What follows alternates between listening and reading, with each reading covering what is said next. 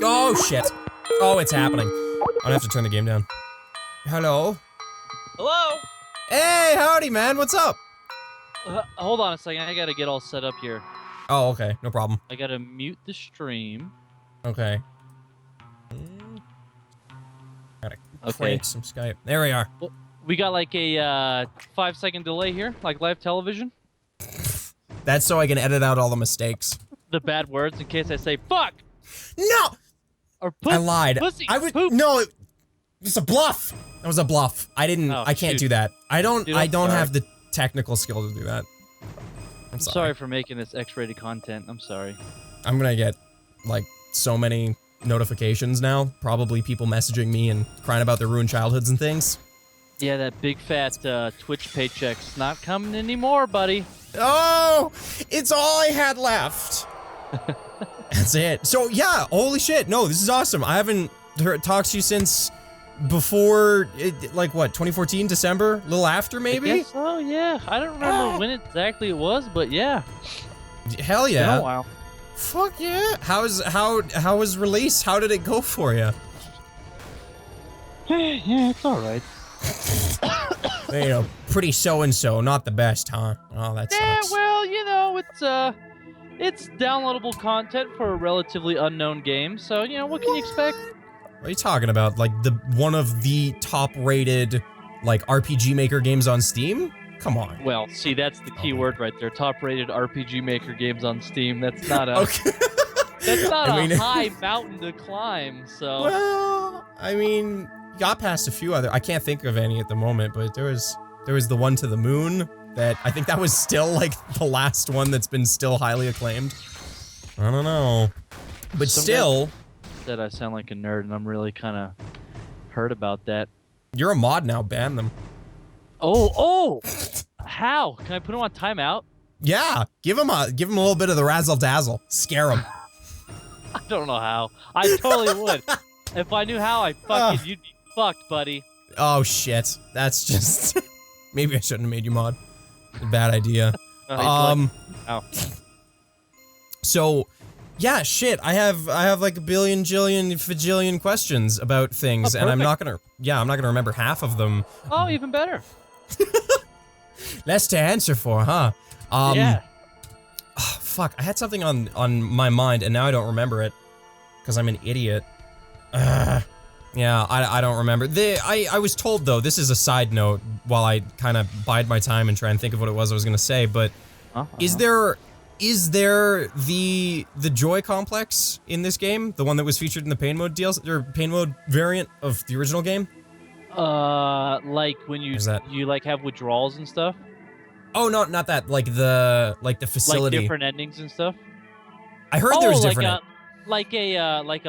Yeah, there's like a, well, yeah, I don't know, maybe. Oh, okay. I mean, I kind of spoiled it for myself by broadcasting it live on Twitch, and people kind of just told me, but, you know, I wasn't sure. I couldn't find it, and I'm silly and don't know what was going on, so. Yeah, no, it's there. It's like a whole fucking, like, it was supposed to be like a big, long journey puzzle to figure out how to do it, but dude, people figured it out, like, in a matter of hours, and I was like, Jesus Christ, man.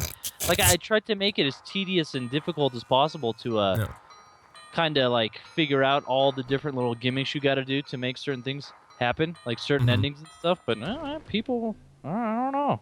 Just on top of that, I saw, I don't go searching too much about the game because I don't want to spoil it for myself, but I did see the, like, 4chan post about it and, like, /V or something.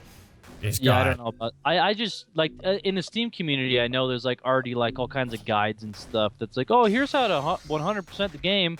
No big deal. No problem, super easy.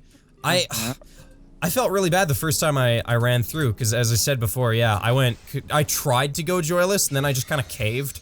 I was like, well, that's, I give you up. know, see, that's kind of the thing. I haven't really talked about it, but everyone's been saying, like, dude, this game is cool, but it sucks because there's no items, and you have to use joy, and it's like, well, you know, that's kind of the point. It's like a little artistic choice, but, you know, that kind of gets lost in games a lot, because it's like, well, I can't play the game as efficiently as possible, so it's stupid, you know?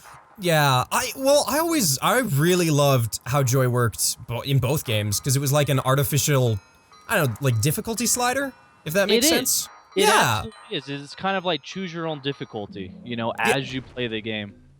Yeah, I love that, because the only thing that makes me feel, like, the only thing that makes me not take it is a morality choice on me, and that fucking eats me alive, so, it worked really well on me.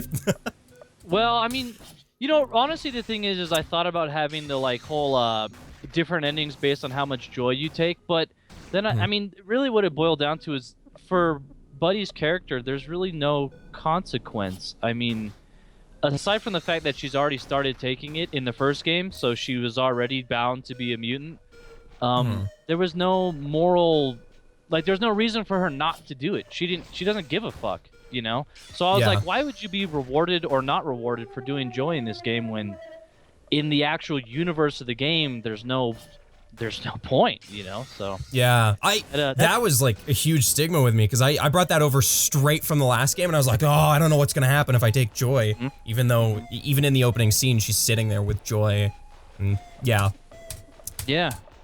So, and then again, it's kind of like the other thing too is like, I don't know, spoiler alert for people that haven't seen the ending, but there's a vaccine at the end. So even at that point, it's like, well, then you have the choice to override it completely. So again, it's like, what's the point of having it be a mechanic, you know? So that's why it's kind of like, well, there's not a lot of healing items, but there's a shitload of joy in the game, so.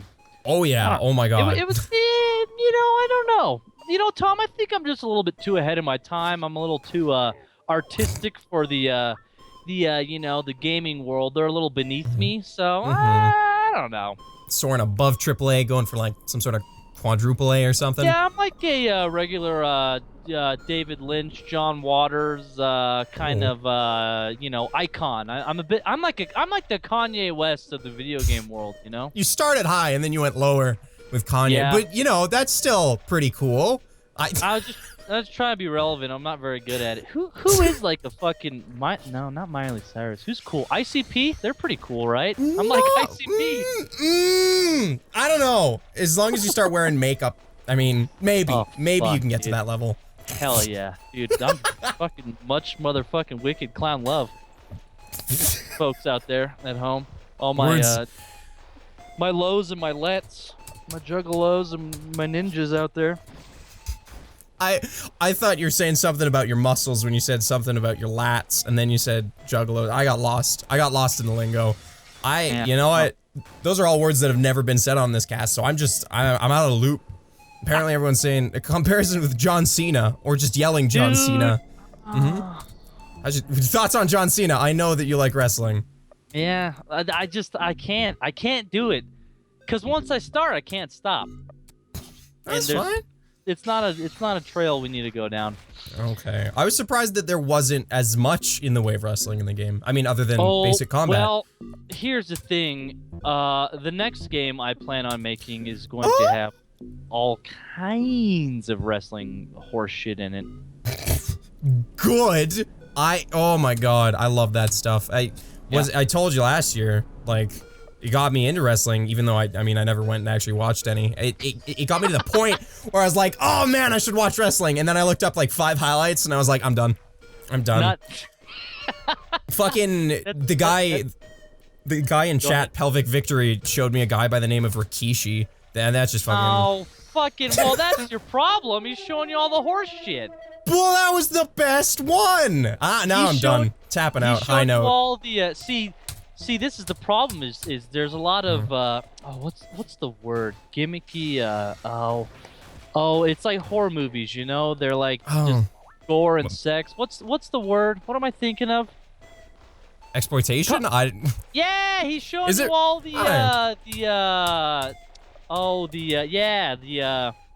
shock value stuff. Oh, yeah. Okay, I see. Where you see it once. Wrestling is very much like the Jerry Springer show or something, where there's just so much horse shit just to make you like just the fucking sheep of the world, like, oh yeah, okay, it's funny here. Oh, she's not wearing a lot of clothes. Cool, I like this. But hey, listen, there's a lot more to it. Sorry, you know more about this, and you go on. I'm tapping. Tom, I gotta tell you, man, I'm like just like a tired, kind of worn out guy. So I'm really, if I'm rambling or just not making any sense, it's because whoa, I've been up all night working on this shit. Wait, have you been like touching up bugs and things, or are you just kind of exactly? No, yeah, just touching up bugs, reading like reviews, and crying, and reading comments, and more crying. Oh! Yeah. Hold on, sorry, my brother just came home. Oh no. Should I do anything? Help! Call the police. I can't. I don't think that. I don't know. I'm not gonna do it, but you know. It doesn't work. Calling the Canadian police. Mounties? What? No, just give me one. One beating? No, don't worry about it. Okay, don't worry. I'm a little brotherly love. I've actually never seen this guy. Just give me one beating. He looks like he's a big man with a beard, long hair. Oh, all right. He looks like Bull Dempsey, but you don't know who that is because you don't watch wrestling. So no, whatever. I don't. I mean, it's a tip at least. I've never fought this guy, genuinely. This guy above me that was kind of in the cave. He doesn't fight you unless you have your mask off. I did most of the entire run with Rando's mask or Terry's mask or the Joy mask. One of those three. That's the smart thing to do. Thank you. Well, no problem. What change? How much content am I? Like, how different is the game when I'm wearing not the Joy mask? I feel like I'm stopping myself from, you know, talking to shopkeepers and a few other things. Yeah, you're gonna break the game for yourself here pretty soon. If you just keep doing it, everyone's gonna die. Give me that back. Thank you. Sorry, I was talking to my brother again. Yeah, no, thanks, Tom. What? What are we talking about? I forgot. You're talking about mask. Yeah, the masks in the game. Yeah, no. Not a lot changes. Just everyone wants to fight you if you don't have your mask on, and a lot of the bosses will have different dialogue depending on if you're wearing your mask or not. Oh, okay. That's virtually the only changes. The masks are more or less cosmetic, aesthetic stuff. Yeah. It's not gonna alter your endings or anything like that. I thought the Joy mask might, just because of its importance to the plot. I mean, Terry mask, as soon as I saw it, I was just like, you know yay, what? fan service. I do take that back. The Joy mask is necessary to achieve some of the endings in the game. So yeah, I guess it is kind of important now that I think about it. Well, shit, you lied to me. I'm gonna have to wear it now. What can I say, Tom? I'm a fucking liar. I don't know. I'm an awful interviewee to get somebody saying that they're a liar. I suck at this. You really cut me to the matter. The nitty-gritty facts. Oh, ripped you right open. Oh, now I can see all the awful, horrible parts about Lisa. Shit, dude. Now you guys all know how fucked up I am. Fuck. It's awful. It's over for you. I cannot, for the life of me, remember how to do Buster Punches. I keep doing fireballs. There's a few things. Yeah, how did the Terry stuff go? I remember you saying how much you really, didn't enjoy Terry too much from the last game because everybody fucking flipped out about him and loved him, like, near too much. Well, I had to I had to go with the times, I had to adapt, and, yeah, a little Terry fan service there, kind of a Terry world, Terry land. I don't know, it just made sense, because, like, I kind of wanted to have him come back, but that's bullshit, because he's dead. Everyone's dead. So, I don't know, it just made the most sense to show, like, he always talked about all his fans and stuff, and it's like, well, this is what he was talking about. Mm-hmm. So he made all of that even before he met Brad? Mm-hmm. Yeah? Okay. That's kind of what he's been doing with his time until someone wrote a really awesome, like, I don't know, fan whatever. Like a theory? Yes, exactly. About Terry and just, like, talking about how, like, he, sorry, I get really sidetracked really fast. I'm assuming you're running on, like, a few hours of sleep. Well, also, I just, like, I probably got some kind of fucking disorder, one of those ADDs or something, and I just haven't been to the doctor, and I don't know. Anyway, what are we talking about? Terry. Yeah. Terry. Oh yeah, some The fan theory? Fuck, I don't know. It's like a paragraph long. I can't remember all that shit. It was good though. Shit, it was like, okay. It was talking about like basically Terry has been there for a while, and if you read all the notes Terry posts, they kind of go from like okay regular Terry to like I'm super depressed and I hate my life. And Yeah, the guy they was just devolve. saying that like when you meet him, it was because he was climbing that tree to jump off the cliff and commit suicide. And it's like, fuck, it makes sense to me. Because even in like the demo for the Kickstarter, Terry killed himself. Oh, shit! That was kind of like a big deal. I didn't know that at all. Yeah. So I don't know. I just thought it was really cool. I thought it was interesting. Yeah. No. Yeah. I mean, yeah. I'm surprised how much headcanon has affected the game. Like, does that happen often? Where someone's like, "This sounds plausible," and you're like, "Now it's real." I don't know what that word means.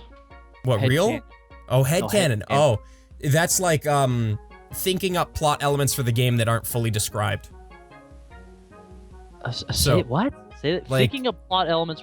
Oh, like if stuff is left ambiguous, people. Well, how is it canon if it's not canon? I was like it's thought up. It's headcanon, so. Oh, so it's fake. Imagined canon? by someone. Yeah, basically. But does that then mean that it like once oh hey, that person's idea is cool, I'm gonna actually make it canon? Then is that true headcanon? I don't know. I think the definition at that point changes. I haven't. Final headcanon. Final headcanon. I don't know. I can't say for sure, to be honest. All right. Well, if we're going off of final headcanon, that happens quite a bit. I do try to read as much about people's speculations, and then I'll be like, that's a fucking good idea. I'm gonna do that. Quite honestly, a lot of this game is based off of final headcanon. So. Really? Oh, and then you got the fucking shopkeeper. That was your fucking thing. That became final headcanon as well. Yeah, no, I'm super, that wasn't even something that I like thought could happen. I mean, I just anticipated it because I was always on edge when they did that stupid little flipping animation. I was like, oh, one of these times, they're gonna be awful. They're gonna be all gangly and want to kill me. Oh. Yeah, well, it was you know, I was pissed off. I was like, fuck. Yeah, no shit. Like it's the perfect. One of my favorite things is like a setup and then the punchline. Fucking the like climbing the rope and then the middle finger and the Nern talking to you a lot and then he like teleports and talks to you more. I really like the kind of like you're getting set up to get trolled, and that was like one of those perfect opportunities where it's like, you know, this guy will turn around and sell you stuff, and then that would have been a perfect like, whoa, what the fuck? Yeah. I was pissed off I didn't think about that. But it doesn't matter, because I did it anyway, and who cares? Nobody knows who you are. Who cares? That's true. I saw the fucking... I went through... Who was it? I went through Paperbat's chat when he did the... When he actually got the trigger. Who's the other guy? Who's the fucking loser? Yeah, who's this guy? And then you're in chat like, yeah, that's just the other white guy beside Pbat. And I'm like, that's me! I did it! Look. Tom, I gotta tell you, I'm quite a flake, you know? I just play whichever side I'm on, you know? I'll favor whoever's in the room, you know? I don't have any loyalty to anyone or anything. I mean, if it works, it works. I can't argue that worth a damn. Yeah, well, it's got me this far, so, you know? Oh my god. That super jumped me when it came up, because I had no idea that you had done that, to be honest. Like the bookshelf guy or whatever? No, the Tommy Dingle thing with Pete Bingle. Yeah. Because when you said there's a thing in the game that you might like, I was like, oh, it's gonna be the shopkeeper probably. I got super hyped up for that. And then there's me with my like super boring looking face, just kind of chilling there in a feather boa, and I'm like, Tommy Dingle. That's weird.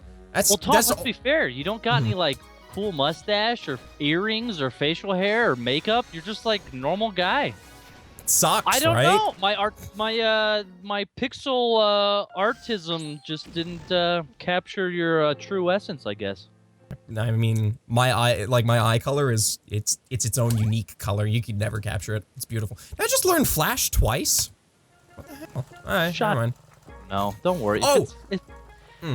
It's a glitch. Just fuck off. I'm done. Okay, I'm sorry. But that was what I wanted to bring up, was Flash as a skill in the game. That was fucking soup's on, baby guy. this guy's awesome because he plays by far my favorite song that he made. Well, oh my God. I don't know how many people catch this, but this is one of the characters in the first game. What? I didn't. He's one of the wrestling opponents at the wrestling area. Was he? Oh shit. Yeah. And this was because I know a lot of the other songs were like remixed variants of the original game, but I didn't pick up on this at all. The song isn't the same at all, but the character, it's literally the same character. Oh, the wrestling guy. Okay, no, I know that. I know that. I wasn't sure. Okay. Oh, okay. I know. Don't even. I'm stopping this interview now. I know everything. No, I recognized him. To be honest, I wasn't sure if he was the same character or just like a reused sprite, but he looks still broke. I'm sorry. I'm sorry. I wasn't sure. I wasn't sure. Yeah, no, Flash in the game. Cause I was doing it. I avoided doing it for a time when I got it, and I was like, that's fucked up. As I progressed, I was like, okay, curiosity. What does this do? Like, does it stun? You think because it was too fucked up. I didn't. I was like, fuck, hey, suck good a little you, girl. Man. Good-hearted guy. Good for you. Look, man, I don't know. Like, it just made sense. I mean, she doesn't give a fuck. She's doing whatever she can to make it to the top, you know? I mean, I had a lot of stuff planned, but truth be told, it was always supposed to be, it was a Kickstarter stretch goal. The Joyful was always meant to be, like, you know, an add-on. It was never meant to be this whole big game.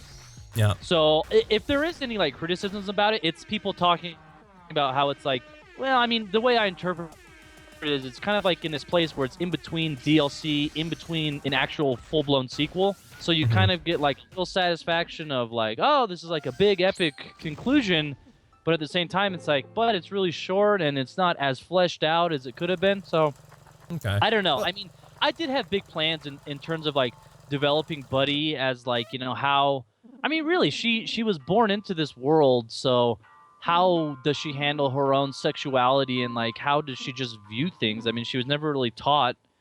She wasn't really molded how, you know, girls in our society are molded. I don't know. Well, that was brought up. It just, yeah, like in game, just directly. But it was surprising when I got to a point. It's the red messages that I'm assuming Rando leaves once he leaves the party or has left prior. But one of the messages that was literally just like, don't use your body as a tool. And I was like, oh shit, my actions have effects on the world. So I wasn't sure if I was actually changing anything by using it or... Yeah. Yeah. Wow, that's so fascinating. You think all those pink notes are by Rando? I kinda did. I don't know. No, that was... You made me doubt myself. Fuck. Ugh! No, dude, but I'll be honest with yeah. I don't know. I'll throw those. Oh, shit. Was it you as a developer? Was this like a fourth wall? Oh, shit. Was it a game ghost that snuck its way? You know what? Fuck it. I'll just tell you. Fucking exclusive insider trading information. That is just Buddy hallucinating. I mean, you may or may not notice, but Buddy kind of gets progressively more and more like out of it, you know, kind of gets more insane. And that was really like kind of her envisioning it's by a lot of people. It's like her own thoughts to herself, her thinking what Brad would say to her, and also yes, her thinking what Rando would say to her. But I honestly I didn't really think about the Rando one too much, so that's kind of cool that's another one of those fucking good ass ideas that it's like, it should have just been by Rando, but oh well. I like it. No, I like it like that because it kind of shows that she actually had some like deeper sensibilities that never really showed, except for hallucinations. And the first time I noticed that she was straight crazy, or if I was going crazy and didn't know what was going on, was this scene right here with Lardy or Cardi or Farty, and I'm so confused as to who this is now. I'm lost. I don't remember which one. I think he's Lardy. No. Lardy. Well, his name's crossed out. I think it was like Tardy or something. And then well, they changed his name to Fart. Because that's a funny joke. But I don't remember his real. I honestly forgot. All right. Well, because actually, I can probably do it right now. Yeah, as soon as I come Party? I think it's Party. Or have I not used Party yet? I don't know. I mean, this one just says Lardy's transporter. I assumed it was Lardy. But then, yeah, yes, it's Lardy.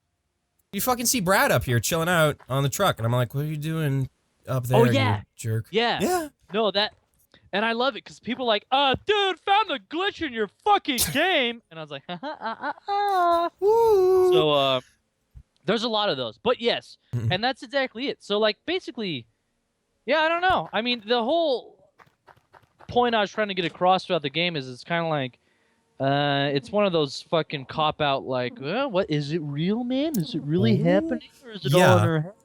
So a lot of the things that, especially at the end, it's like none of that's really happening in terms of like the nice, sweet things. It's like, nope. Well, it was funny because I had a lot of folks in chat. They were like, oh, someone beheaded Brad and like put him on top of the truck as like a symbol. I was like, I don't know about that. He was kind of like alive at the start of the game. Shit, dude. I mean, that'd be badass, but yeah, it kind of would have like blown the most important story character on a fucking like. Oh yeah, dude, Lardy killed him, man. Fucking Lardy, dude. Yeah, I just beheaded him. Put his stupid head on his truck. Lardy's badass, man. That would have really fucked it up. Yeah. Well, he's got That'd be 2 great if the AKs. game just ended here. Yeah, that'd be sweet. He just fucking kills you and that's it. Lardy's the best. The end. He's got a fucking awesome hairdo. I mean, I'd believe it. I'd be in. I'd buy into that. Yeah. Me too. Damn it. But I'm yeah, gonna no. go edit the game. I'm gonna delete 2/3 of the game and just leave this part. That's it. You're gonna leave. Thanks, Okay. dude. You helped me out. That was a fucking missing link. I'm gonna make a masterpiece. Here we go.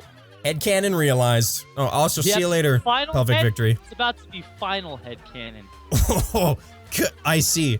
That works on like multiple levels. Can I do that? Can I like make that a little meme word? Like I just created that for everyone's for the rest of Tumblr, you know? Fucking for all your fan fictions. Anytime you write a fan fiction and then it actually becomes reality, that's because the creator looked at it and it became final headcanon. Is that how it works? I mean, can you just do that? Like, oh, there you go, that's the word.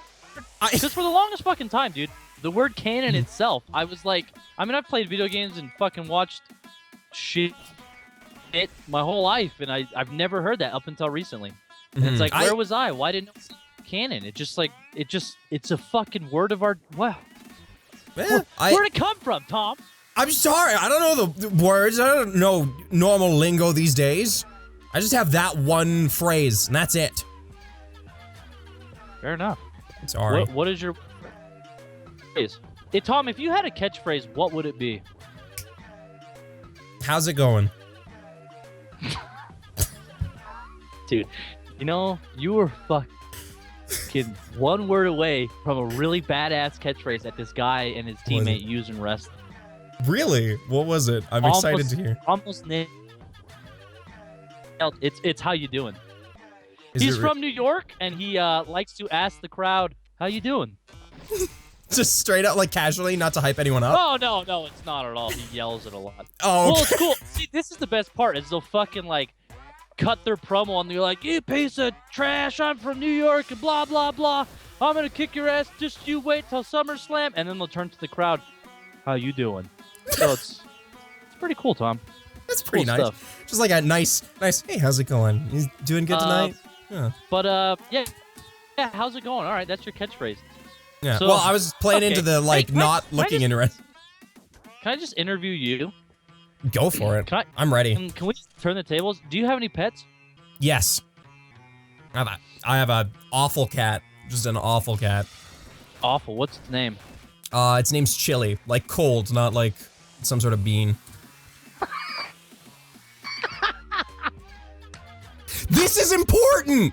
You asked the question. But it's great. I fucking love the idea that you had to fucking clarify. Because I did, regardless, it's a cute name, but it's like, does it really change anything? Does it really fucking change anything for It's the still just a casual listener? cat. It just makes you sound like you're an insane person, like fucking like, but I gotta defend it. Hold on, like here's the name, but wait before you judge me.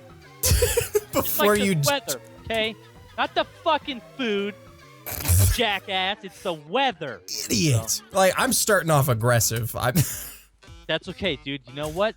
That's how we like to keep it here on the Dingaling Show. We like hard, raw interviews.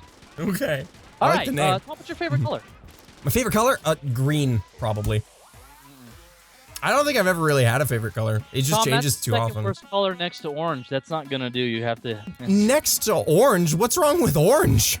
Orange and green are fucking garbage colors. Why? Come on. They're pretty good. What good thing is orange? Name one fucking good thing the color orange.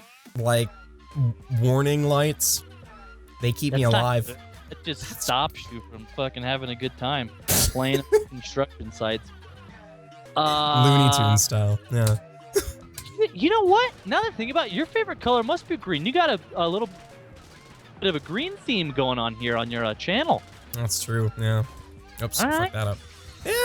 I mean, I don't really have a favorite. Like, I don't know what defines a favorite color. Like, how does a color become your favorite? So I just kind of went with green. I'm sure it's probably based off of your just life experiences. Mine has changed throughout the years. So yeah, I think it really is just based on kind of who you are at that moment in time. I'm very cultured in favorite colors. What's your favorite color right now? Red, because it's the color of the warrior. Shit, that's really spooky. Oh my god. The color of blood. That well, I know that. You don't have to tell me that. Everyone knows that. Did you know that 6% of all sports teams that wear red are more likely to win? I actually, no joke, I did hear, I can't remember where it was from. It was probably some stupid video on YouTube where it was like, oh, teams that are red are more likely to win because the other opponents that see that red color, a chemical process happens in their brain and they associate red with attacking and fear and blood and all this rage and stuff, so they play a little bit more defensively, which ends up being their demise. That's right, Thomas. Hook, line, and sinker. That's right. Yeah, I thought that was cool. And then there was the flip for blue, where blue was a very defensive color. But, I don't know. I did not know that, but that is why blue is not my favorite color. Now that I know that. I'm so full of shit. Pansies. No, I don't know. I just like red. I just like the way red looks, I guess. Game Theorist. It sounds like it was from Game Theorist. Yeah, that sounds like something we'd cover. Red, I don't know, red's a good color. I used to really like red when I was a kid, but then I got all angsty and was like, all the other kids in my class like red. I now like yellow. And then I realized, I don't care what color I like. Yellow is such a passive color. It's like, I'm just gonna lay down and die. Yellow. I like to breathe air. My favorite food is toast. Come on. Who fucking likes yellow? Go fuck yourself. Not you. Whoever, not you. Just, I'm saying that as a collective, the world over. Conversation. So, as a side note, while this is currently going on, what was your take and decision on having the player run through almost the same area multiple times, but having it change and progressively get more graphic and awful, just to build up that? Just to slow you down because the game's super short, so I needed to figure out ways to kind of give you a false sense of content. Yeah, accomplishment. I like that. That's clever. Just kidding. No, really. I don't know. I guess I just answered it. Whoops. All right. Whoa, come on. Well, it did play its role. I mean, and it did make the game feel longer. So, I mean, whether or not you agree with that, it wasn't. Works. Yeah, I mean, it wasn't originally like that, but it kind of became that way after I realized it was really boring. So, yeah, there you go. It works. It works. I don't know. I appreciated it. I appreciated seeing more and more mutants and more just fucking abominations. Yeah. But I will say this. I always did have the idea that the more you play through the game, the more everything gets fucked up. And I guess really the only way to achieve that is you have to go back to the same place every time. Otherwise, you wouldn't really get a sense that the places you've been before are getting destroyed. You know what I mean? If it was in a linear, if it was in a line, it's kind of yes, I see that the more I progress, the worse things get. But doing it this way, I think it's you see that old ground you've treaded on becomes, it's permanent. So, yeah, you can't go back. That was kind of a goal of it. So, No, I like that. I like that a lot. I'm a fucking idiot, and I love interacting with literally everything I see. So I was one of those people that checked every dead body and got that one message that says, "Why are you looking at all the dead bodies?" And I was like, "Oh, thanks." Oh, dude. Well, it's fucking funny you say that. I mean, the only reason that note's there is because I have to every time I make that, I can't just really copy and paste You don't have it like I can, but most part. what? Sorry. Well, I can, but well, I thought it was going to be something like it was pulling the same script file over and over for each person. Was it a unique event each time? it is and it isn't. I mean, it really is like it depends on the I don't know. Anyway, the point is that I got so fucking sick of making all these dead bodies that I was finally like, which fucking jackass is seriously gonna walk by and click all of them? So I'm gonna leave them a little fucking treat that I'm pissed off.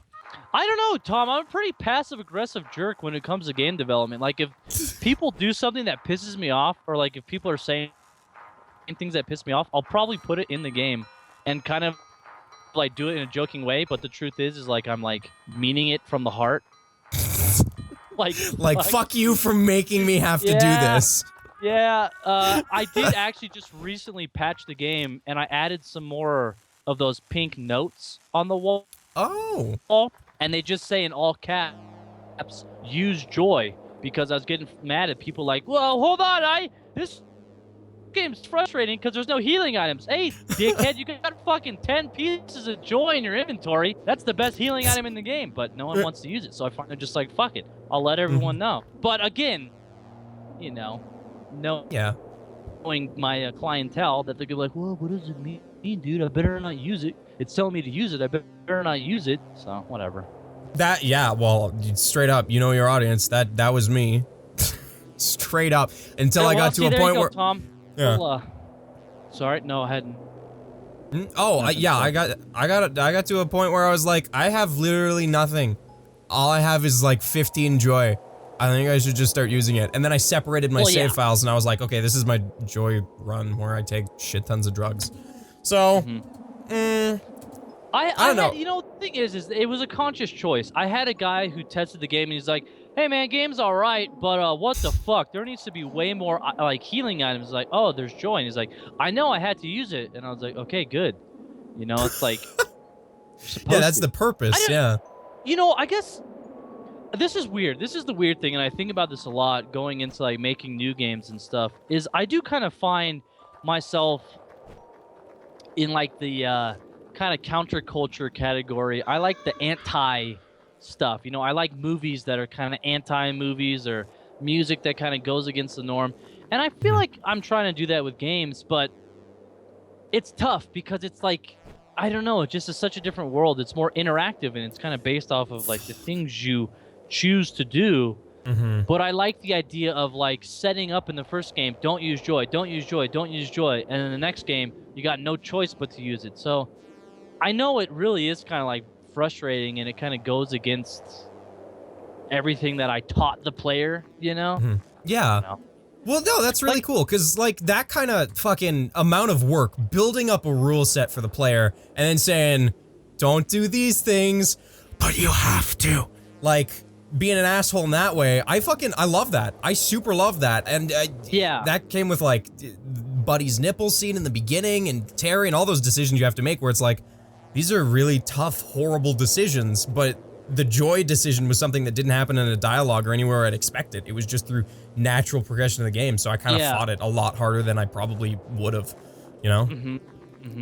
But also, no, I do like that. I really, I don't know. I mean, maybe it's just because I'm a sick person, but I like the idea that something so arbitrary can upset a person, you know what I mean? Especially knowing, because people know now that joy has no consequence, but there's still like people talking like, yeah, well, still, I don't want to use it, you know? It's like, it's a fucking, Christ, buddy, it's a goddamn digital fucking, you know, it's not real. And I just find that so interesting how invested people can get. But maybe that's just me as an amateur creator. Like I don't realize, I guess, the power you have as someone that creates entertainment for others, you know, that people like, you know, they kind of buy into something that they hope to get invested in. And if you do a good job, then they will be invested. And I guess at that point you have a responsibility not to fuck them over. But god damn it, Tom, it's so satisfying. I bet. Oh, I bet. The arguments online and the anger. Just the fucking I mean, I gotta say the best one is really the middle finger gag, because that one, at least it's like, oh, you got me and we're having a good time, fuck you, but hey man, this is all in fun. But there are, I think sometimes I go a little too far with it, with like, again, like with the joy mechanic, and it kind of like frustrates people. But I don't know. I mean, maybe just through making more games, people will finally realize, like, dude, fuck this guy. Like, his game, you know, like, you just gotta accept. You gotta just like let it go. You gotta let things go. Well, that's like the full theme of the game. It's joyless. It's painful. It's meant to be rough and tough, and you're totally hitting. I don't know, like a niche group of people that really love that shit. I do, personally. I'm glad you say that, because that is kind of the ultimate theme of the game, is like just letting go, you know, just letting shit, you know, like just let things be, leave it alone, let it go. I don't know. I mean, that's a very big theme in the game. So and again, like I try to not only do that through the story, but do that in the gameplay. Like you said, you set it up one way, and then at the end, it's like, dude, let it go. Just fucking do the things you got to do, you know? Yeah. No, so, I like that. I like that a lot, genuinely. That's great. I'm glad there's not enough games like that.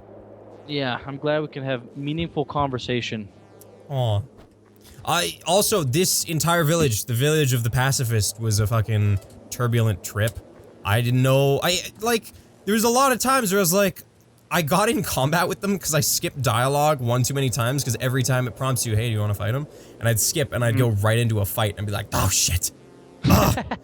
Damn it, and I'd escape or try to, and then I'd be like, what if right at the end, you meet up with Mr. Beautiful and he's like, oh, you got in a fight with one of my guys, even though I ran away. I was like, okay, I better restart. Better restart right now. Even when I got to the mutant, which fucking blew my mind, I love that even in a town of purely pacifism, there was like awful things still, but I was like, is there a really clever, smarmy way I can defeat this guy using the magic of pacifism? Nah, I just beat the shit out of him and then I walked away.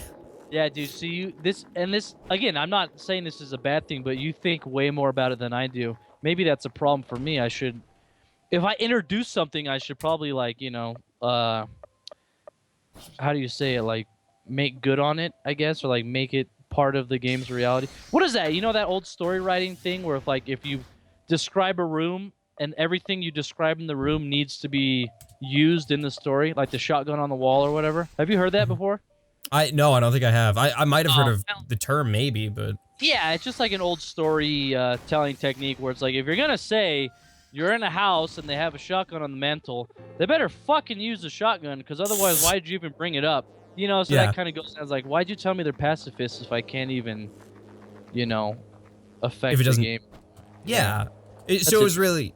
Well, it's still, it didn't play a mechanical role in the game, but it really played like a story and a character role in the game, showing how fucked up Buddy was. Because this is the first area I did, and I was like, oh shit, this isn't fun. Oh, this ain't good. I don't like this at all. So it still played a role. It wasn't like a wasted thing.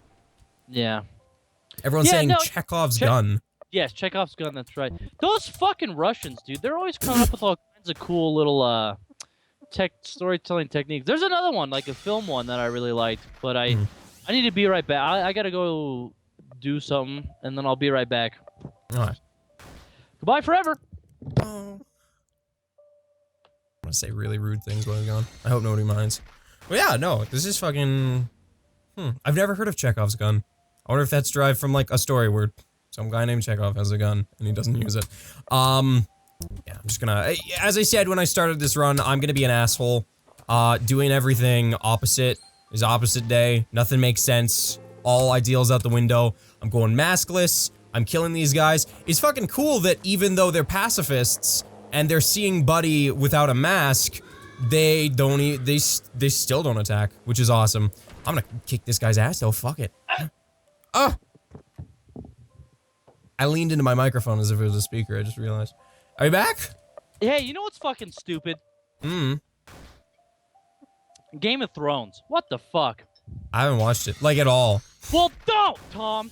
Okay, my brother's watching right now, and I walked in, and there's some fucking medieval dude swinging a spear around like he's doing Chinese kung fu. And see, this is where I got a problem. Why does he know how to do that? I gotta tell you, Tom, you ever play The Witcher? No, actually I haven't yet. Shit. Well, I'm not cultured. It's the same problem. Oh. It's got the same problem where you got these fucking people growing up in like medieval times, but all the movements they do are like Chinese wushu or kung fu moves. That So fucking really makes me mad. Really? I've never. I guess I've never it's like being like a fucking elitist martial arts dickhead. Like I get really annoyed when like there's like routines in martial arts. A lot of martial arts there's katas or like a set movement, you know, or set patterns and stuff of movements. Okay. Do you see where I'm going with this? Yes. Yeah. Okay. I'm pretty sure we're leading to just a conflict of culture where everything kind of doesn't mesh together nicely, but I don't know. What my problem is like a lot of, okay, so let's say you own fucking Mortal Kombat, the video game company, or whatever fucking game, and you gotta hire these guys, these martial artists, to do your motion capture. You don't know jack dick about martial arts, so you're trusting these dudes. So it's like, okay, we have a character who is a Japanese karate master. You're gonna do the motion capture for them, and then the guy's like, oh yeah, sure, but the guy you hired claims he's an expert or whatever, but he doesn't know like karate, or he doesn't even know it well enough to fake it. So he ends up doing like, oh well, I learned this form. You know what I mean? That bothers the shit out of me. They just bullshit it rather than studying. Yeah, like for instance, well, I just wish, like, okay, The Witcher. They're all these like medieval people or whatever. Yeah. They're Western combat, sword swinging and shit like that. But one of the characters is straight up doing like a form, a routine, like a Chinese martial arts routine that it just like culturally. I mean, I know it's a fantasy world, but what the fuck? It just doesn't make sense. At least have him be from like oh, it's fucking Jimmy Two Shoes from the East, the Orient. Look at his strange combat. What wow. What a great Middle Eastern name. Yeah. yeah. But if it's like, oh, it's fucking old John Snow Redbeard over here, and he's doing fucking cool backflips. It's like, wow, they didn't do that. Like they didn't fucking do that. Yeah, and there's no allusion to it. It's not like, oh, this is a brand new thing. It's just, this is how it's always been, I'm sure. So, I guess the moral of the story is, don't watch Game of Thrones and don't play Mortal Kombat for that reason, guys at home, guys and gals. Wow. All right, quite the tip. I'll avoid them.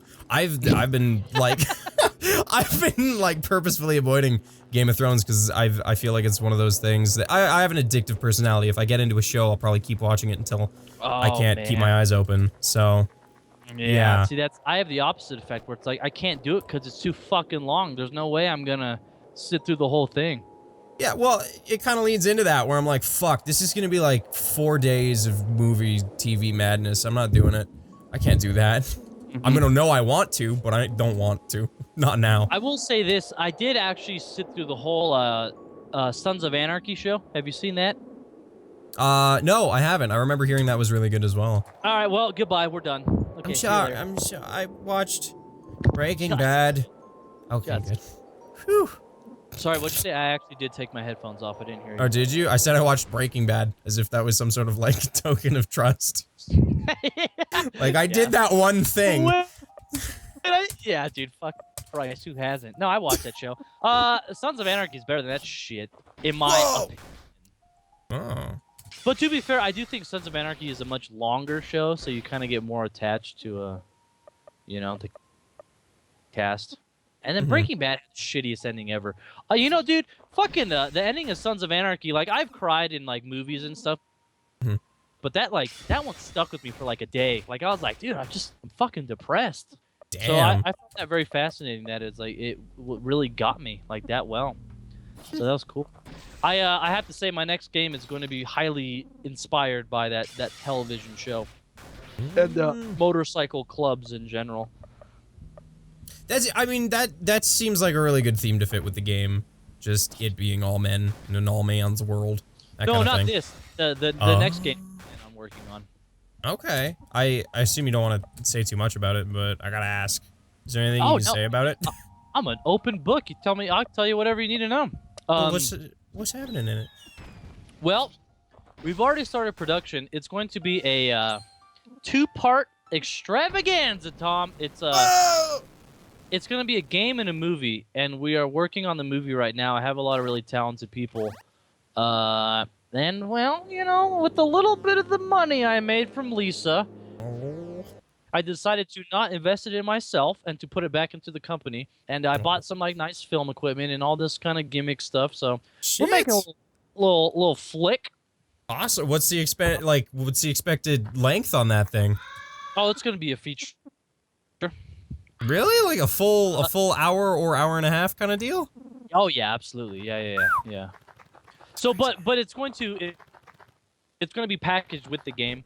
Just trying it out, seeing how it goes. Because I do a lot of acting classes, and I just have a general interest in film. So I really wanted to, you know, I mean, before. I guess the only reason I made a game is because I don't have the resources to make a movie, you know. So now that I kind of do, I want to do that. It sounds so fucking douchey. Like, yeah, I don't know. It's weird. You know who Chris Pratt is? I'm going off topic here. I remember the name. I can't put a face to it though. Oh, he's fucking Jurassic Park, Guardians of the Galaxy guy. No, yeah, I know him now. Yep. I don't know.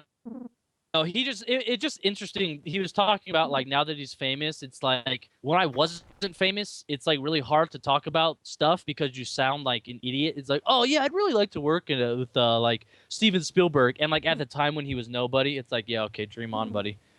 But now that it's a reality, it's like, yeah, of course, talk about it. Anyway, that's how I feel right now, where it's like, oh yeah, no big deal, dude. I'm just gonna make a movie and then another game. But yeah, I mean it's happening. So we're trying. Anyway, it's based off of these old ninja movies. I don't know. I mean, it's gonna try to like stay within the kind of lines, the style that I have, where you know there's a little bit of comedy, a little bit of like just kind of fucked up, depressing shit. But this one, it's a much different story. But yeah, and in terms of the game, is that it's like I haven't been able to work on it, but I really want to kind of dig into like some more issues of things. Whereas this game kind of dealt with some, I don't know, like domestic issues. The next game, I really want to deal with like gender and race and stuff. Oh. So it's gonna be a wild ride, Tom. I'm fucking excited to get all kinds of dirty emails and fucking horrible reviews and like, whoa, you can't do that, dude. Bad. Have you ever thought about how little you're gonna be able to get away with if you put it to film? That's like 1-to-1. Like I have a suspension of disbelief with Lisa because everything's all pixely and adorable, but with film, oh, that's out the window. No more shield. You're fucked. Yeah, no, it's true. I mean, well, the thing is that the story's already written, and it doesn't. Oh, okay. The movie itself doesn't really go too much into the issues. The way it kind of works is I see it as the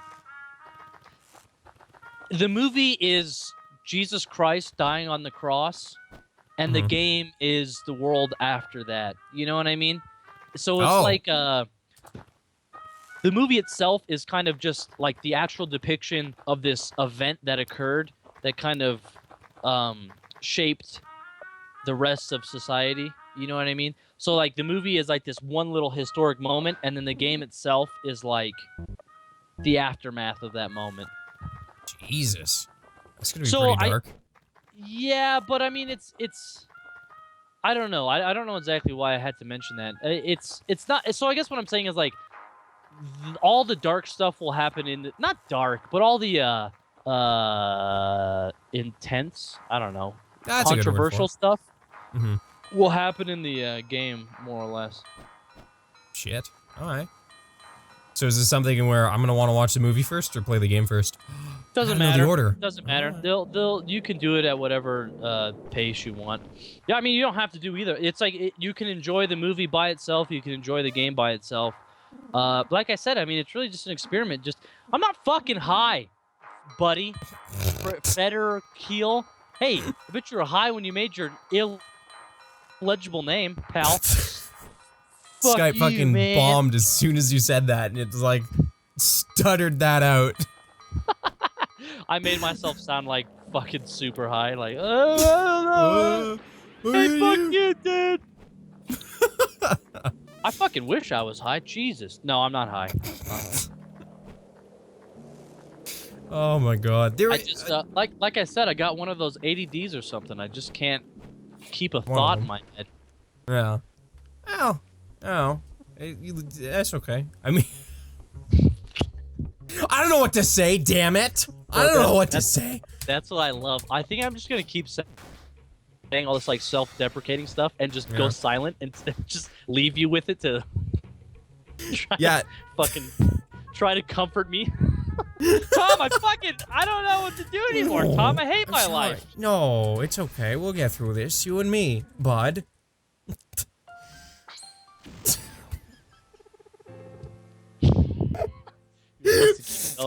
I was like, is this the silent part or do I keep saying stuff? So, side thing, how did you feel about the really weird evasion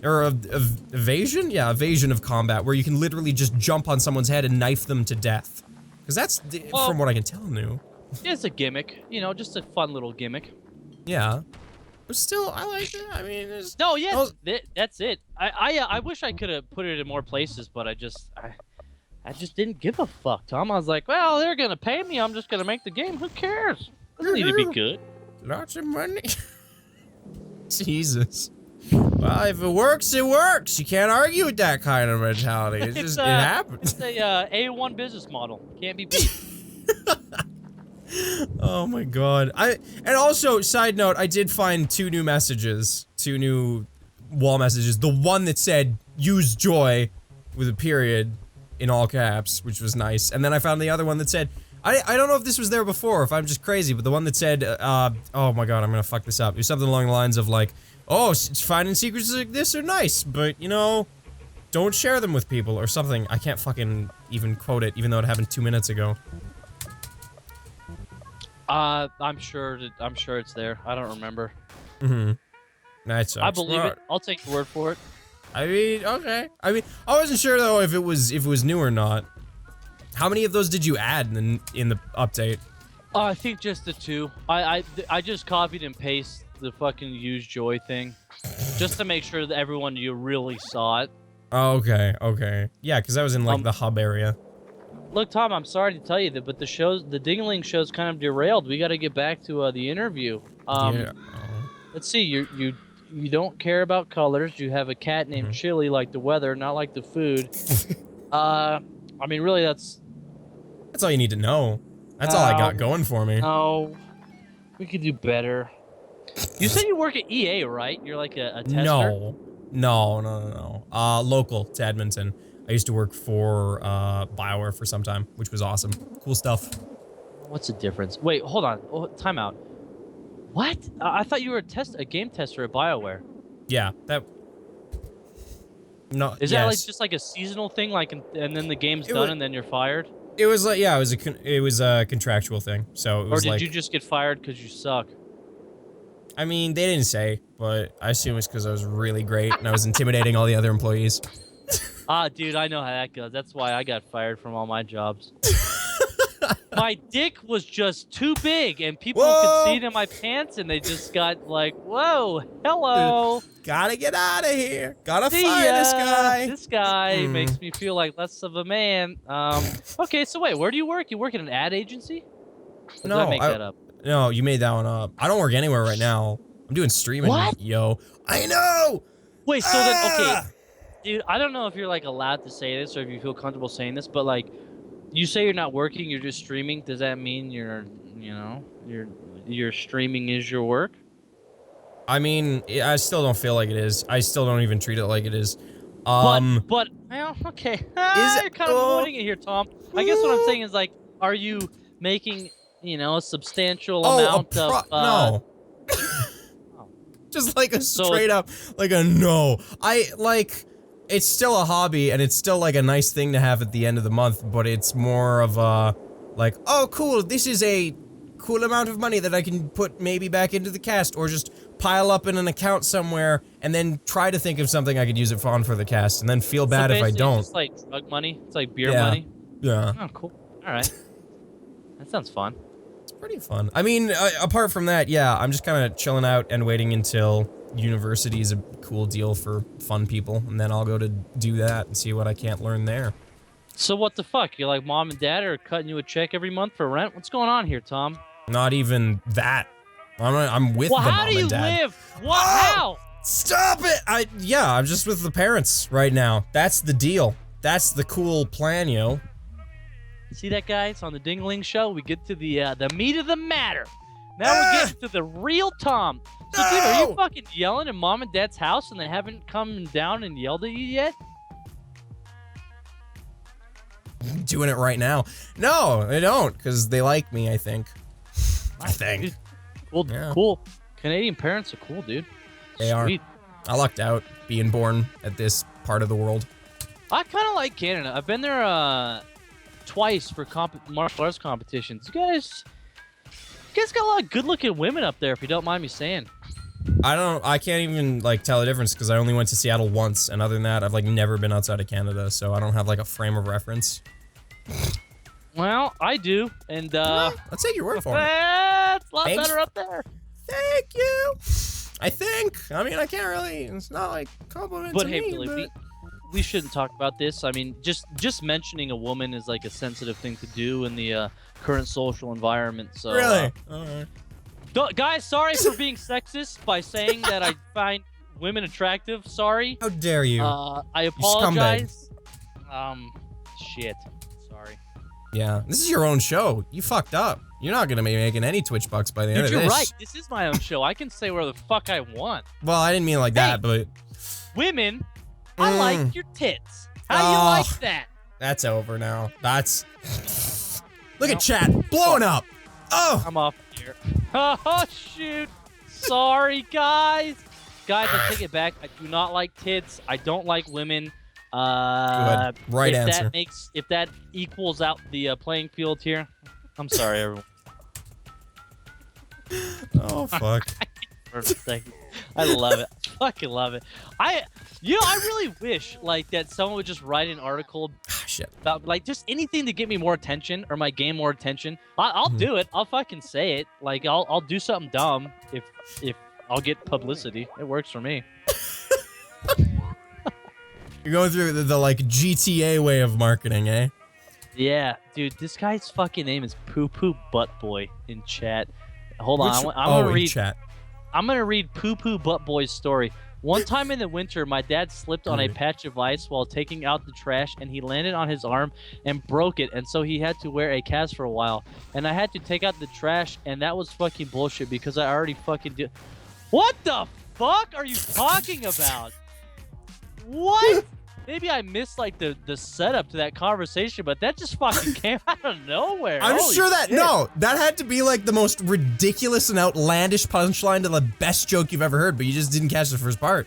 Absolutely. Dude, yeah, I guess no, I'm scrolling up. I don't. Hold on. Vega Van Dam flashes you a. He's not even talking about anything. He just fucking came out of nowhere with this story. Dude, we're talking about fucking tits and chicks, and you're talking about dishes? What are you doing? How do I ban? Let me ban him. Oh my god. Okay. You don't type ban. That's not how. Got him. Nice. Got him. Oh. Whoops. You fucking. Oh my god. Well, he's wrecked. It's like like coding. Like you just type in what you want and it does it for you. To be honest, if you put a slash in front of both of those things, it might have worked. Well, the second one actually. Whoa! No, I don't really want to do it. I don't want to fucking ban this poor guy. Sorry, dude. I'm sorry. I shouldn't call you out like that. Don't cry. I'm sorry. Wow. Oh my god. This is awful. Off the rails. Dude, I gotta be honest, I could never fucking stream because I wouldn't play the game. I'd just sit there and fucking insult the chat and like just be a dick. I can't do it, Tom.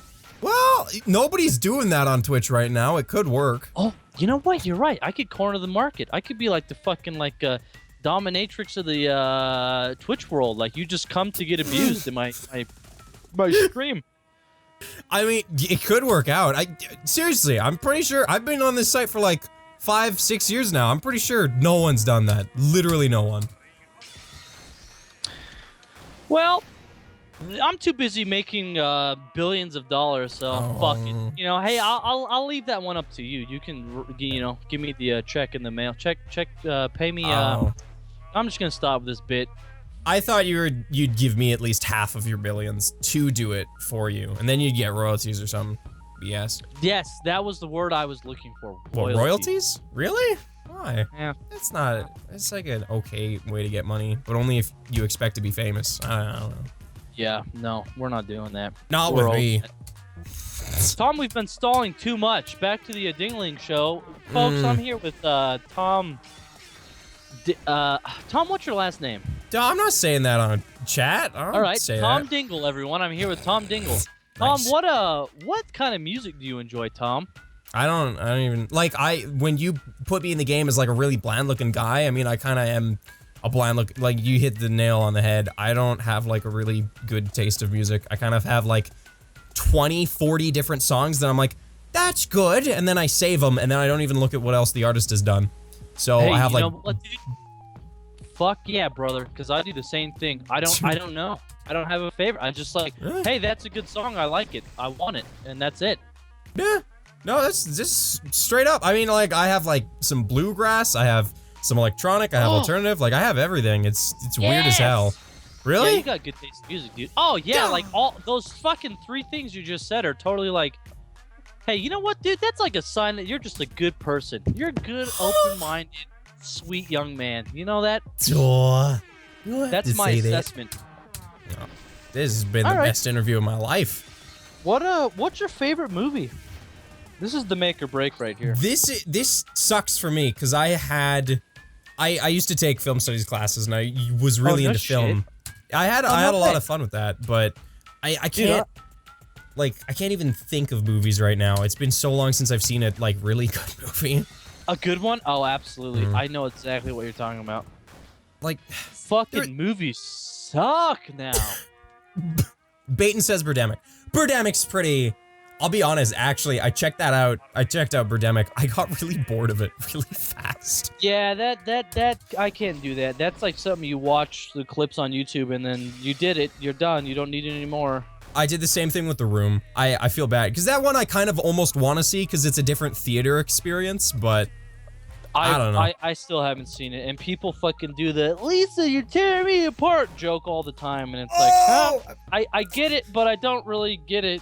I don't care. Sorry. That's a movie, I think. That's it. Yeah. That's where it falls off. I don't want to watch that movie. I don't have any desire to really see it. I don't know. Maybe if I was really fucking wasted, then it'd be alright, but right now I just can't do it. Alright. Fuck, man. Now that I think about it, I can't. What is like the best movie I've seen of like the current film climate we're in? Yeah. I was told like a few movies. They're all really like the big name ones that got a lot of publicity. There was fucking, I think Interstellar was recommended to me a lot. I didn't see it. I heard that it was overhyped from some people. I heard it was really great from other people, and these are both groups of people I trusted, and I was like, well shit, I don't know what to do now. Yeah, I did not enjoy myself. Lego Movie was pretty good. I like that. I didn't see that. Was pretty good. I like that too. I like The Wrestler better, which is basically the same movie, only about a man instead of a woman, so by that fact alone, it's better. I mean, wow! Oh no! Oh, you slipped up! Stop saying things. Shoot. In general. Fuck, I'm trying to think. I could swear there was a movie I enjoyed recently, but I can't think of it. Just keep fucking listing off recent movies, and eventually one of them's gonna stick. No joke, that probably will work for me. Yeah, God, I don't know why I'm really disappointed in myself, but oh yeah, the fucking Marine starring the Miz, dude, Poo Poo Butt Boy, he fucking came back with the win. I haven't seen it, Poo Poo Butt Boy. All right, here we go. This is a pet peeve of mine, talking about these fucking so like the whole like WWE Wrestling Corporation is like a huge fucking $1 million corporation. They have their own film studio, and they produce their own movies. Okay, Here's really? Yes, but it's so stupid because they use all their like wrestlers as like stars for the films. I could see why they do that, yeah. Yeah, cool idea.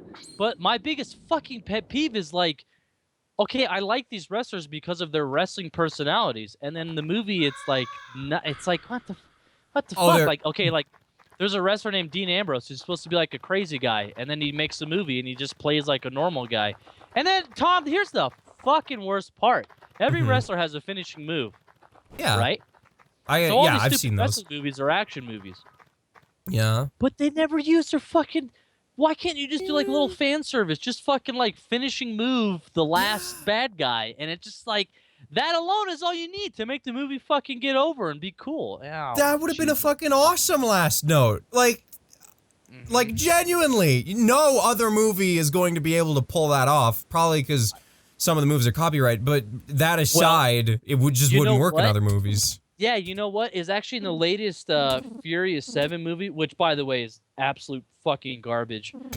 The Rock does a rock bottom, which was his move to Jason Statham, like to a fucking through a glass table or some shit. Yeah. I don't know. I thought that was interesting. Did he get in shit for doing a move in a movie that wasn't? No, because he's The Rock, and he comes back to the wrestling world, and he makes the wrestling world a lot of money because he's like the #1 superstar in America, but he still likes wrestling. So it's like, I find that so weird because wrestling is such like a just niche, like cheesy fucking weird thing. So for the #1 star in like the world basically to be able to just like come back whenever he wants and like wrestle, and it's like not a big deal, and like nobody like trashes him for it. That's so weird to me. Well, I mean, if you're popular enough, you could probably get away with hell. Well, I guess so, but I mean, I guess that just goes to show, like, dude, really, like, hey, man, you could do whatever you want with your life. You could go be a cheesy, shitty wrestler and then be the movie star in the world, and yeah, you go be the Tooth Fairy and then go right back to wrestling. yeah, yeah, like it's funny because there's like zero character deformation at all. You still see The Rock as like a wrestler, even though he's been in fucking great and awful movies. Actually, I don't know if he's been in any great ones. I think he does kind of try to act. Whereas I would love if he just fucking came into every single movie and is like, if you smell, listen, you Rudy Poo candy ass, I gotta get my daughter on this fucking helicopter so we can fly away from this earthquake before I kick your ass. I don't know. I think that'd be cool if every movie. Every scene. Well, not every, but every opening scene for his character. No, every scene, even like the love scenes or the dramatic scenes, still fucking in the background, just like, if you fucking, I'm gonna give it. That'd be great. Shit. I think he'd have a very beautiful place in the hearts of everyone if he did something like that. If anyone did something like that. Had literally like a page of script that they used in every movie they were in. Yeah, he should, yeah, dude, like, fuck. That'd be great. So, totally coming back to the game here for a tick. Oh, who cares? No, go ahead. Yeah, why'd you decide to get rid of Rando halfway through and into the beginning of the next area? Well, it's like we were talking about earlier. I love the fucking the setup and then the punchline. I love the idea that it's like, oh, don't worry guys, Rando's here for you, and then bye. Won't see you later. But to be fair, that's a very basic story writing technique, whereas it's basically just called raise the stakes, make the problem worse. How do you how do you just keep making things worse? And it's like, well, you lose the one person that's on your side, Yeah, no, absolutely. I mean, that kind of hit me where I was like, oh fuck, that's like the guy that tanked all my hits and totally helped me out in every way. So yeah, and then again, making the problem even worse is the whole scene where he's like all tied up and then you basically kill him. So yeah. Storytelling, man. I really do think with all these like fucking like independent game developers and well, Christ, man, even in fucking independent film, people just need to learn story. I think it's very important, like just basic because writing. It's really easy to say like, oh, you can make a game like Candy Crush or whatever, sure, but like if you're making a fucking game and you got some badass gameplay, and then you're like, well, why doesn't my game sell? It's like, dude, maybe because there's really no reason to play it. You gotta have some kind of fulfillment. Yeah, there's like zero story elements. To all the come on, dude. Like gameplay wise, Lisa's kind of fucking lame. It's really not all that spectacular. So imagine if it was like a actual like, you know, like fucking really fun gameplay game with a good story or a decent story, then well now you're really making money. Now you're doing some Last of Us numbers there, you know? Those guys got it figured out. They hired some professional writers, not just fucking Jerry Smith with his fucking Phoenix University degree or whatever. This is being honest here. I played The Last of Us for the first time ever after I played Lisa. I think I sincerely didn't enjoy it as much because I played Lisa first. Well, you know, it's kind of sucked because like that game came out when I was like writing Lisa, and it was kind of like, well, fuck, there we go. We're making more or less the same game. I mean, there's different elements, but it's a very similar kind of like man fighting for the girl kind of thing. Yeah. But it was there was something. You did? I enjoyed it, but I really didn't like the ending. And I know people have tried to justify it to me and explain it to me, but I just felt like really let down. I liked all the like the build up, like the ending, but then like the actual like final scene of the game, I was like, what? That's fucking it? What the fuck, man? Yeah. No, I had the exact same moment. All sensibility was gone. It was just like, kill all the people. You have no say in this. He's making all the decisions now.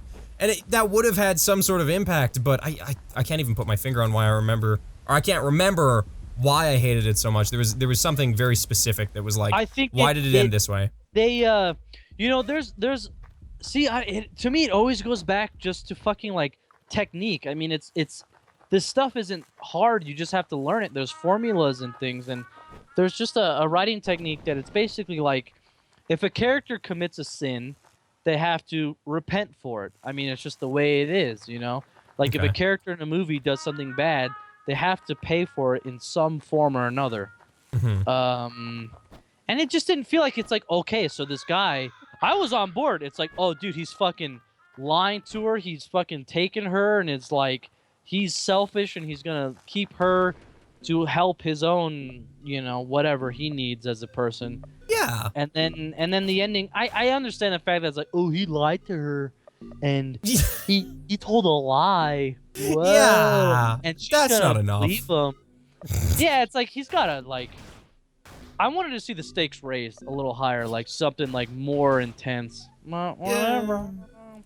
Like, even I can't remember. I really can't remember. I vaguely remember them coming across that alone is the problem in itself. It's like there was nothing that really was like, bam, here you go, fuck you know?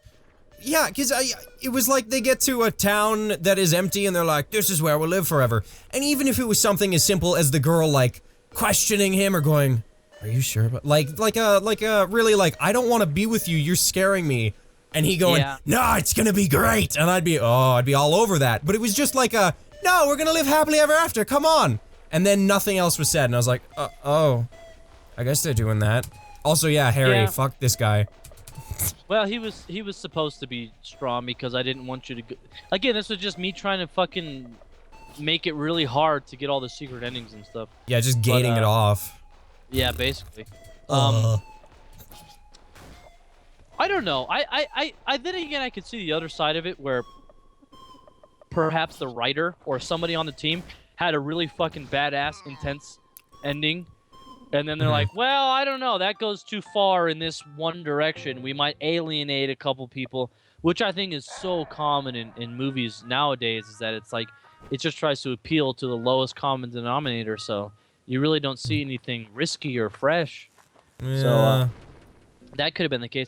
To be honest, I really wanted, I had the ending I wanted for this game. I didn't do. I didn't put it in there because Really? Yeah. Well, I guess this would change everything, but yeah, what did you have planned? Was it absolutely awful, or like what? Yeah, it kind of was. I wanted... Buddy's losing her mind. That remains. She's obviously, like, getting affected by the joy and losing her mind. Yeah. I don't know. See, I might... Well, I'll tell you guys. What is it? Holy shit! 309 people. Hey, you got a lot of viewers, bud. I'm really famous. well, hey guys, shh, keep this between us. Don't tell anybody. Because Okay. I might make like a pain mode for this version of the game, and I might make that the ending, like the definitive ending. But basically, Buddy's losing her mind. Yeah. But Buzzo shows up at the end of the game, and Buzzo has Brad with him. Like he has the real Brad. Mm-hmm. So I was really thinking that Buddy, in her mental state, goes over to Brad and starts talking to her, or talking to him. Like she thinks Brad's talking to her, Even and he's though saying nice things to her, and he kind of like, she goes over to like hug him, and then he just fucking bites her head off, and that's it. That's the end. Oh shit, that would.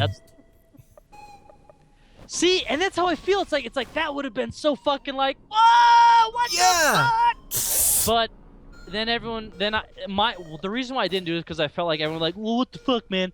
Well, you gotta have choices in the game, and you gotta be able to get the player to let him do this and that, blah, blah, blah. So, I made it, I guess, as happy of an ending as it could have been. Oh, Yeah. fuck you. I know you would have liked it. I know everyone would have liked it, but fucking, oh, shit. It was weird, because at the end, it's like, you have these two very, very distinct choices. I'm like, is it going to continue after this? What's going to change? Well, I don't know. And you can kind of like almost pick the ending you like, which I kind of was like really nervous of when it happened. I was like, this has to be a trick too. One of these options isn't that good. Which I guess, depending on your take on things, was, but still, I don't know.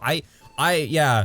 Sorry to say it, I would have really enjoyed it if just fucked up shit happened. I understand that, dude. And you know what? Hey, lesson learned. I think I just next time got to go with my instincts and just because I think really that's literally a case of me doing like the safe ending of like, I don't know how people will like that, so I better just kind of do the safe thing and make it kind of a choice and multiple endings and all that shit. But well, I don't know. There you go, lesson learned. Maybe I'll fucking final headcanon it and just change it. I mean, it's interesting to hear that, because that's I don't know. Do you think the way you design games, now that you have a fan base, an audience going, it's like, does that cross your mind all the time? Like, will this make people angry? Will this make people happy? Like, did you have that before when you're making Lisa? Are you referring to the fact if I go in and just change something now, or you just mean in general when I'm creating the whole thing? Yeah, and when you're starting off, when you're just making it. Jeez. Well, the thing about this game is I had a frame of reference. I had people who played the first game, and they had an opinion. They had speculations of what would happen to Buddy, what would happen to everybody. And so, yeah, I really did use a lot of that kind of material to kind of shape how the game played out. Yeah. Because I'm sorry, if there's like a majority of people that are like, well, I hope this happens, or I hope this really gets answered, then, well, fuck. I mean, just as a smart, intelligent, I don't know, developer, you would think like, well, I better, give the fans what they want to a certain degree. But then sometimes you kind of like, as a creator, you kind of know better. But, I don't know, man. I really can't say, aside from the fact that I just wanted to be safe. I should have did that cool ending. Oh, well. It's fine. But I don't know if that really answered your question. But yeah, it kind of factors in a little bit. No, it does. Yeah, no, that absolutely answers my question. Because, yeah, it basically was boiling down to, like, I don't know. I'm poor with words. I ain't no wordsmith. I don't know what I'm saying. Oh, hey, dude, fucking two peas in a pod, flock of the same feather. I'm right there with you. I'm just gonna talk shit at you and hope you answer really cool and make everyone in chat really happy and smile lots. Yeah, I'm a real articulate, smart son of a bitch, so let's get it going. Well, I was gonna say, does anyone in chat have any questions? Because now people are going. Dumb fucking questions. Do you want to answer them? No, not really. What? Olathe. Olathe is it's a place in Colorado. I mean, I'm sure there's more Olathes in the world, but I live in Colorado, and Olathe is is it segregated from the rest of the world? I'm not gonna answer that. It's its own like sovereign entity or something weird. I mean, as far as I'm concerned, it's really fucking obvious what's going on with the entire world of the game. A few people have hit the mark, but I don't know. I mean, I'm not gonna say it, but I do really think it's pretty obvious what's happened to the world, the whole Flash thing. Okay. And there is a big fucking clue in this game. But again, shit. Is it super secret and there's a good chance I didn't see it? No, it's right in front of people's faces as long as you just go to that area. Okay. Well, I'm gonna have to keep an eye out instead of being an idiot and fucking that up. This guy's asking if I considered party members. I did, but I didn't do it. So Whoa! Well, follow-up question. Why no weapons and headgear and cool? Because you got a whole equip system, but I can't use it. It makes me sad in my face. I know. I mean, that's just like... That's my failure as the developer, to where it's like, in my mind, it's like, guys, the only thing that's important is the story. All the gameplay is just leading up to the story. But then it's like, well, it's still a fucking game, buddy. Like, let me play it, you know? So, oh, dude, you nailed it. You, like, got the right carpet. I did it once before. I fucking counted them all out and was like, I'm gonna look in every one of them. I'm an idiot. That was the idea, to just fucking be a prick and, like... But, yeah, I mean, to me, it wasn't important. It was just, like, equipping things, joy, party members. It didn't matter at this point in the story. But, you know, I should have did it anyway, because it's the game. It's not a movie, it's a game. You still have to play it and stuff. But, I don't know. I'd say that's, like, probably the biggest criticism, or, like, the most negative thing about the game, is that it's like, not... Everyone's like, dude, story's all right, but as a game, it's kind of like, what are you doing, you know? So it definitely felt like a very story-heavy sequel rather than gameplay-heavy. Yeah, which is it's okay. There's always a person for that. I totally enjoyed it because I eat up the plot of this game 100%, but I could see why there'd be a lot of complaints. Tom, do you eat jelly beans? I do. I eat awful fucking, like, little pieces of shit jelly beans. Harry Potter ones or whatever? No, they're like Bean Boozled. Like, it was like, they realized like that goof ones? Like, oh, you ate a shit-flavored one. Those are the ones! I bought this for a housewarming party, and we did one round of it, and immediately said, Tom, you're a fucking idiot. This is awful. And I was like... Jesus Christ, Tom. How old are you? Tom, I'm gonna say it, 21. Oh, so, like... You guys were like playing fucking solitaire together, and you decided to spin the bottle. We're gonna get wacky and have jelly beans. Wow! Whoa! I thought it was good, dude. I'm thinking back. There was a lot. Actually, we did a TMNT drinking game where we watched the Teenage Mutant Ninja Turtles and just drank it every scene that was awful. But anyways, wait, time the fuck out. Are you talking about the Teenage Mutant Ninja Turtles movie? Yes, the most recent Golden Harvest original movie? No, not that one. I don't. Oh, the 3D one? The like 2013 one. I don't know if they probably released it in 3D. Fuck! Was that your favorite movie? I'm so sorry. The original, the like live action one where they're in the like costumes. That's probably my favorite American movie. But guess what? It's fucking not an American movie. It's a Golden Harvest movie, which is a kung fu movie company. That's why it's so goddamn cool. Oh, I haven't seen the movie. I've seen reviews of it, and I was like, oh, they got some cool ideas in it. And then I saw, what was it? The only one I've seen in that series was the third one, and I didn't. That's bad news. Yeah, I saw it on TV for free, and I was like... The first one's really... But, you know, I think I have a lot of the nostalgia factor with it, too, whereas I just enjoy it from, like, you know, just... nostalgia. It's like it reminds me. I don't know. It's a fucking cool movie, dude. Cool music and shit. Funny lines. I don't know. I liked it. I don't know. It was because coming in on the third movie, I was like, why is Splinter at the end saying some stupid catch? I don't even remember. It was like him making a funny or something. I can't remember. I don't even think I've seen the one. Or if I have, I don't remember. I don't care enough. It wasn't good. Don't watch it. Yeah. None of it made sense. Do you have jelly beans now? Someone in chat said you should eat a fucking vomit jelly bean. Is that like a thing you do? Like when you get a new subscriber, you eat a jelly bean? Yeah, that's my shtick. And by shtick, I mean I'm gonna do this until this awful box of jelly beans is gone, and then I'm never gonna do it again. Okay. Sounds good. You ready? It's gonna be. Well, don't do it, dude. You didn't get a new subscriber. I did though, I think. Because everyone yelled it, and also because it says in chat, Saravin subscribed to the channel for the first time. Pretty cool. Are you scrolling up right now to check? Double check to see if I'm lying or not? I mean, I do really want to eat all these jelly beans. Yeah, well, you know, whatever.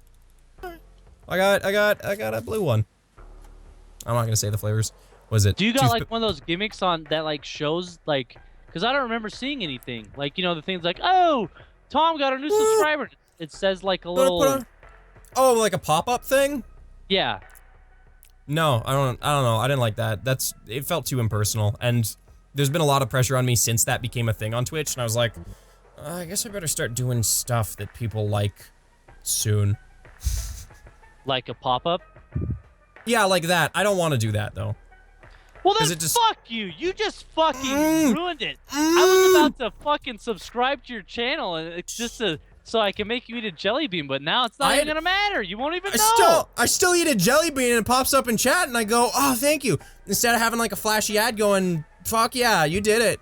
It'd be. Well, I revealed myself, so now it wouldn't be worth it. Well, sorry, bud, you just missed out on $5. Shit. All now I'm because eating you didn't have a little sellout fucking thing. One of these days I will. Trust me. It's gonna be the best. It's gonna rain money from the sky and scream at you, and it's gonna do that for 5 minutes. Well, when you do that, then I'll probably actually never come back to this channel unless you play. I'm just kidding. You stop it.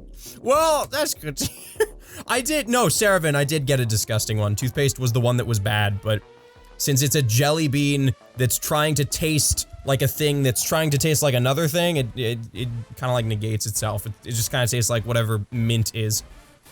Whatever mint is. I don't even know. Mint's, yeah, that's mysterious. That's an interest. Oh, mint's a plant. Mint is a plant. Yeah, it is. It's like a leaf. Still sucks though, but you know. I mean, you're not gonna eat it like alone. You might. I don't know. People are people. Hey, I'll be right back. I gotta go use the potty. Okay. I believe in you. You're trying to hide it? Well, I'm trying to figure out how to say it, you know, PC, politically correct. Yeah. Well, you could have said I'm going to take a dookie poop or something like really get it to a grade 5 level, and then people would be happy. I'm gonna go pee out my weenie, guys. I'll be right back.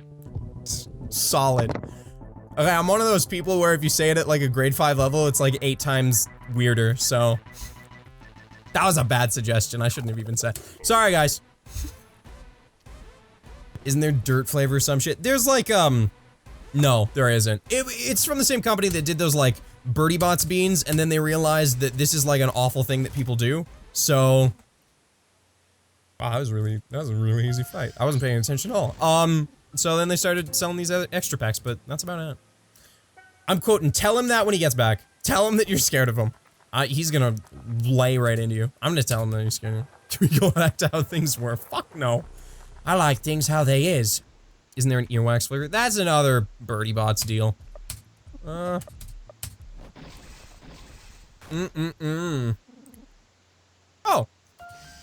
I have a feeling I'm doing way more, like, I wasn't using Joy this early in the game. I'm doing a lot more damage than I ever expected to.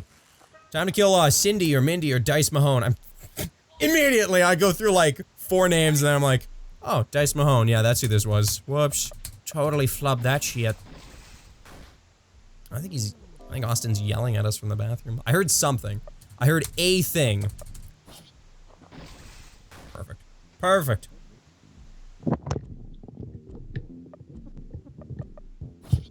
Austin, I heard screaming. You okay? Yep. Alright. Alright, everyone, welcome back to the Dingaling Show. I'm here with Tom Dingle. Tom, who is your favorite wrestler? Wrestler? I mean, the only one I know, Rikishi.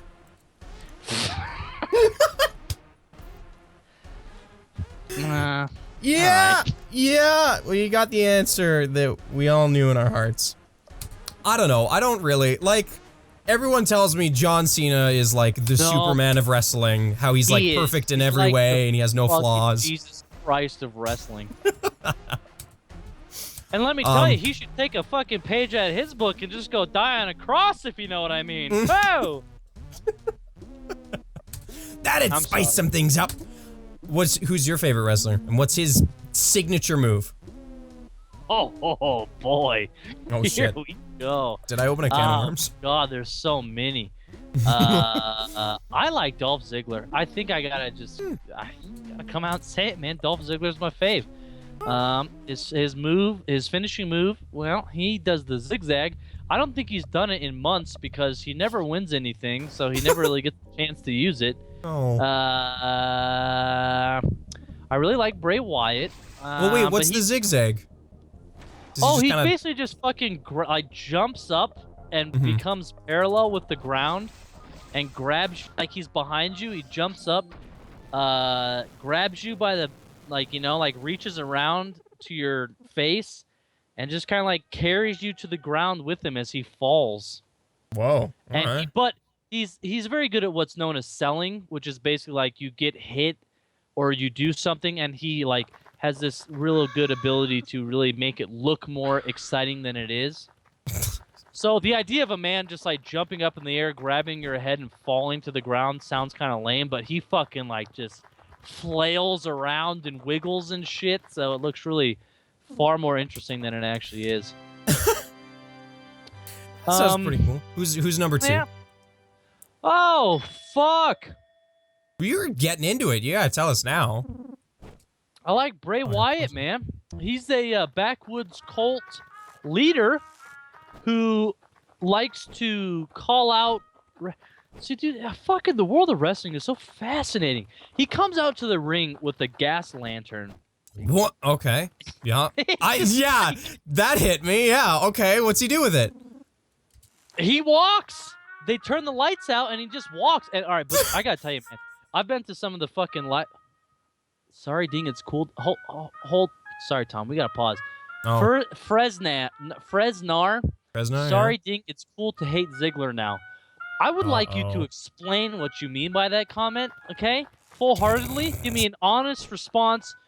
Why is it cool to hate Ziggler? I would like to know. Because he's dating Lana? What's going on here, pal? Let me know. Anyway, Bray Wyatt, like, I went to a live event, and this guy, like, they turn out all the lights, and he walks to the ring with his lantern. But what's cool is that everyone takes their cell phones out and turns on their flashlights. And so, like, the whole fucking, like, arena looks like the goddamn universe. Because, like, literally everyone in the fucking thing just knows, oh, when this guy comes out, we take out our cell phones. And it's just, like, an amazing spectacle. You know, like, at a concert, people will, like, do the lighter thing. And everyone's like, cool. Fucking cooler. Because this guy's cool. And fucking concerts suck. Well, he's like the center. You ever see the movie Cape Fear? Shit. I know the title. I don't think I've seen it. Robert De Niro? No, I haven't seen it. Doesn't matter. Anyway, Bray Wyatt's character is loosely based off that guy who's based off of another wrestler. He wears Hawaiian shirts and fedoras as well, and snakeskin boots. And he's a big fat man with a beard. And he's what really a card!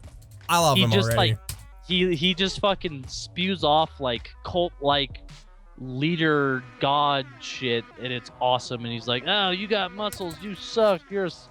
You're part of the problem. I am your Lord and Savior." Blah blah blah. He's fucking awesome. What a fucking like Mad Hatter! Holy shit, that's crazy. Yeah, it's cool.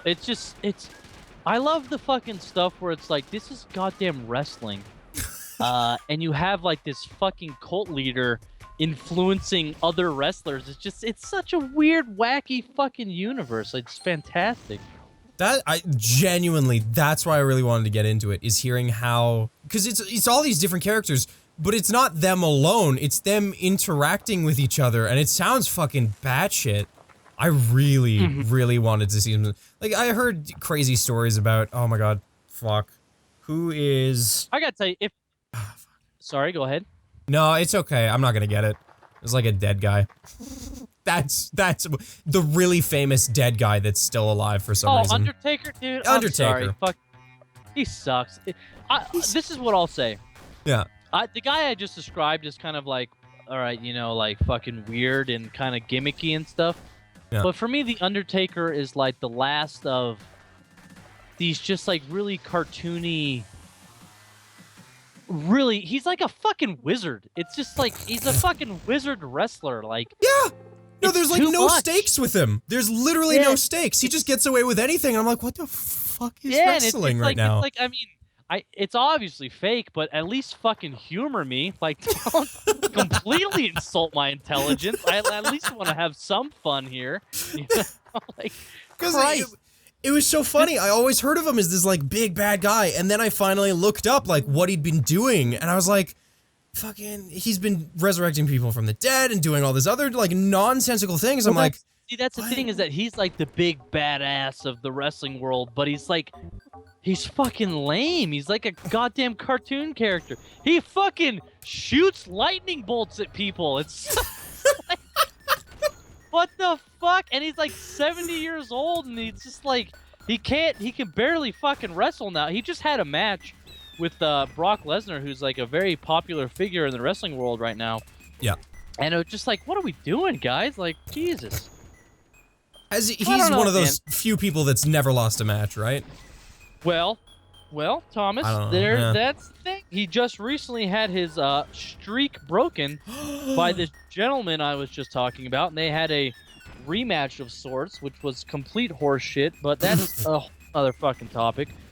I don't know, man. It's wacky shit. So, who's the third favorite then? It's always top three. It always has been and always will be. Who's the top? Number third, whatever. Oh, Jesus, this is a tough one. Sorry, putting you on the spot. Who's my third favorite wrestler? Jesus, I like Dolph Ziggler. I like Bray Wyatt. God, I like Luke Harper, who is a follower of this Bray Wyatt guy. And he's like just a fucking truck driver. Like, that's his gimmick. He shows up with a sweaty wife beater and jeans and fucking beats the shit out of people. There's this guy named Stardust. Well, I guess talking about... I've heard about Stardust, yeah. He's cool. I like him a lot. Alright. Oh, all these guys in chat right now are killing it right now. Dudley Boys are badass. Randy Orton's pretty cool. Cesaro's a... Did I just say that? Cesaro's a badass? Did I already say that? No, I don't think so. Cool. Anyway, the New Day is awesome, but I'm sad that the fucking primetime players lost their title belts, but oh man, the fucking New Day is crushing it right now. I don't know. That's a pretty good set. Better than mine. Mine was Rikishi, and that was... Better than Rikishi? Yeah, well, a little bit. That was it. That was the top, and then there was nothing else. Well, shit. Yeah. Now, can I just like turn this over to the chat and we could just do a wrestling thing and you just kind of fade off into the distance there? I'm just kidding. Kevin Owens is pretty cool too. Yeah. Now we need to stop talking about wrestling. Oh, okay. Fucking Balor. Oh, well, sorry. Now no, you started Balor Owens. Yeah. Who's that guy? Balor, I do not like Finn Balor. I fucking do like Kevin Owens. I did not like Kevin Owens at first, but now I do really like him. And I do wish Damien Sandow had a much bigger role. Yeah, New Day's promos are fucking awesome. The interview they just did was really fucking cool. Oh boy, it's finally time for wrestling podcast, wrestling cast. No, it's over, guys.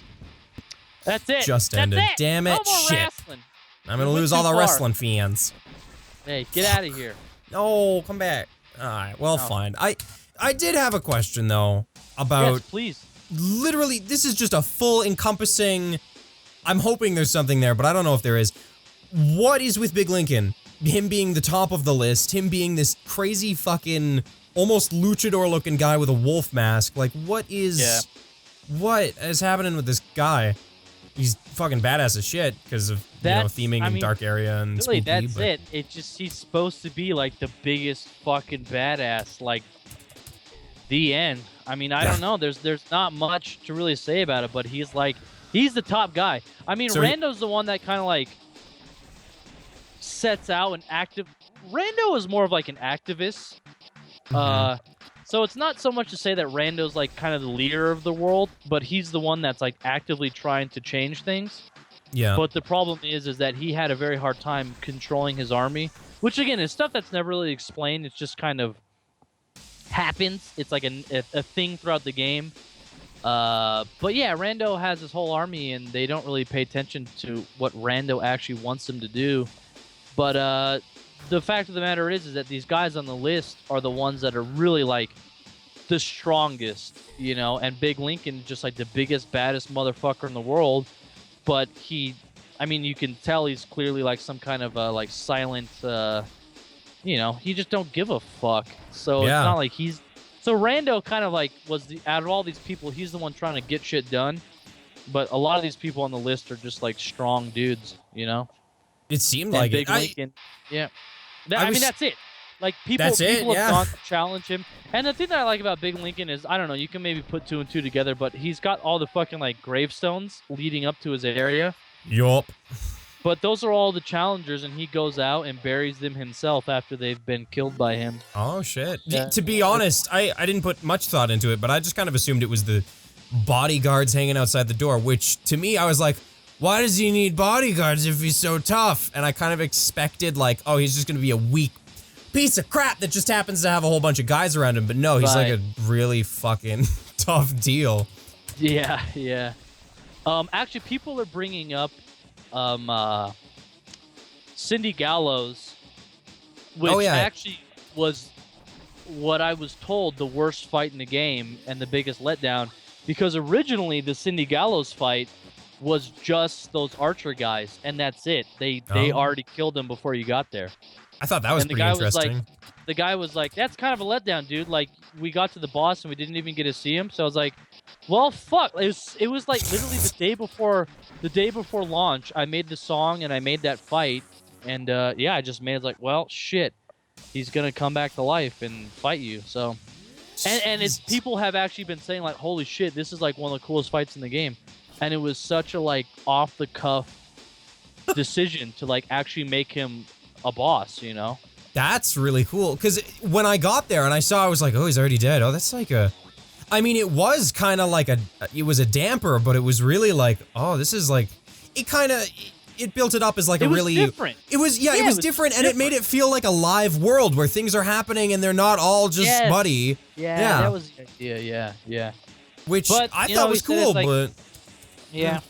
I don't know. I mean, I tend to really like, this is I think a problem I have sometimes. If I get someone's opinion, I tend to take it very seriously, no matter how maybe educated or uneducated that person is. So when someone's like, I don't know, like comments on the internet are one thing, but when like in person someone's like, hey, this sucked, I'll be like, oh shit, yeah, it sucks, I better fix it, you know? So I'm very malleable in that sense. But I don't know. Hey, one thing, just back to wrestling. This guy's talking about Divas Revolution. Fucking NXT TakeOver, Bayley versus Sasha Banks. I cried my fucking eyes out. As stupid as that sounds, I cried for wrestling because it was a big change in the way of acceptance of women in wrestling. They're no longer viewed. I felt like that was a moment where women are no longer sex objects in the wrestling world, and they're actually taken seriously as wrestlers. And dude, it was Tom, it was history. I fucking cried. It was amazing. When did that happen? Because up until hearing this now, I always thought it was kind of not the best for females in wrestling. It literally happened. It happened like it was last week, dude. It was this Saturday. It was special. But who's to say that that was just an amazing moment at that time, and it's gonna go back to the way things are? You know, women, like there's a couple female wrestlers that really just suck, but they're like hot, they're attractive, you know, and it's like, oh yeah, hell yeah, tits and ass, man, woo. But usually it's like honestly, usually when the women would wrestle, it's like, okay, this is the fucking piss break, this is like the intermission, you know. But that was like a really amazing match, and it like was like, It wasn't so much that it was an amazing match, but it was just amazing that they're finally giving these girls more time to really, you know, show themselves. Yeah, so, no, that's awesome, because when I think of wrestling, I think of all men all the time, manly. Oh, absolutely. Like it is the stereotypical man thing, but Oh, it really is. That's a huge step in a different direction. That's weird.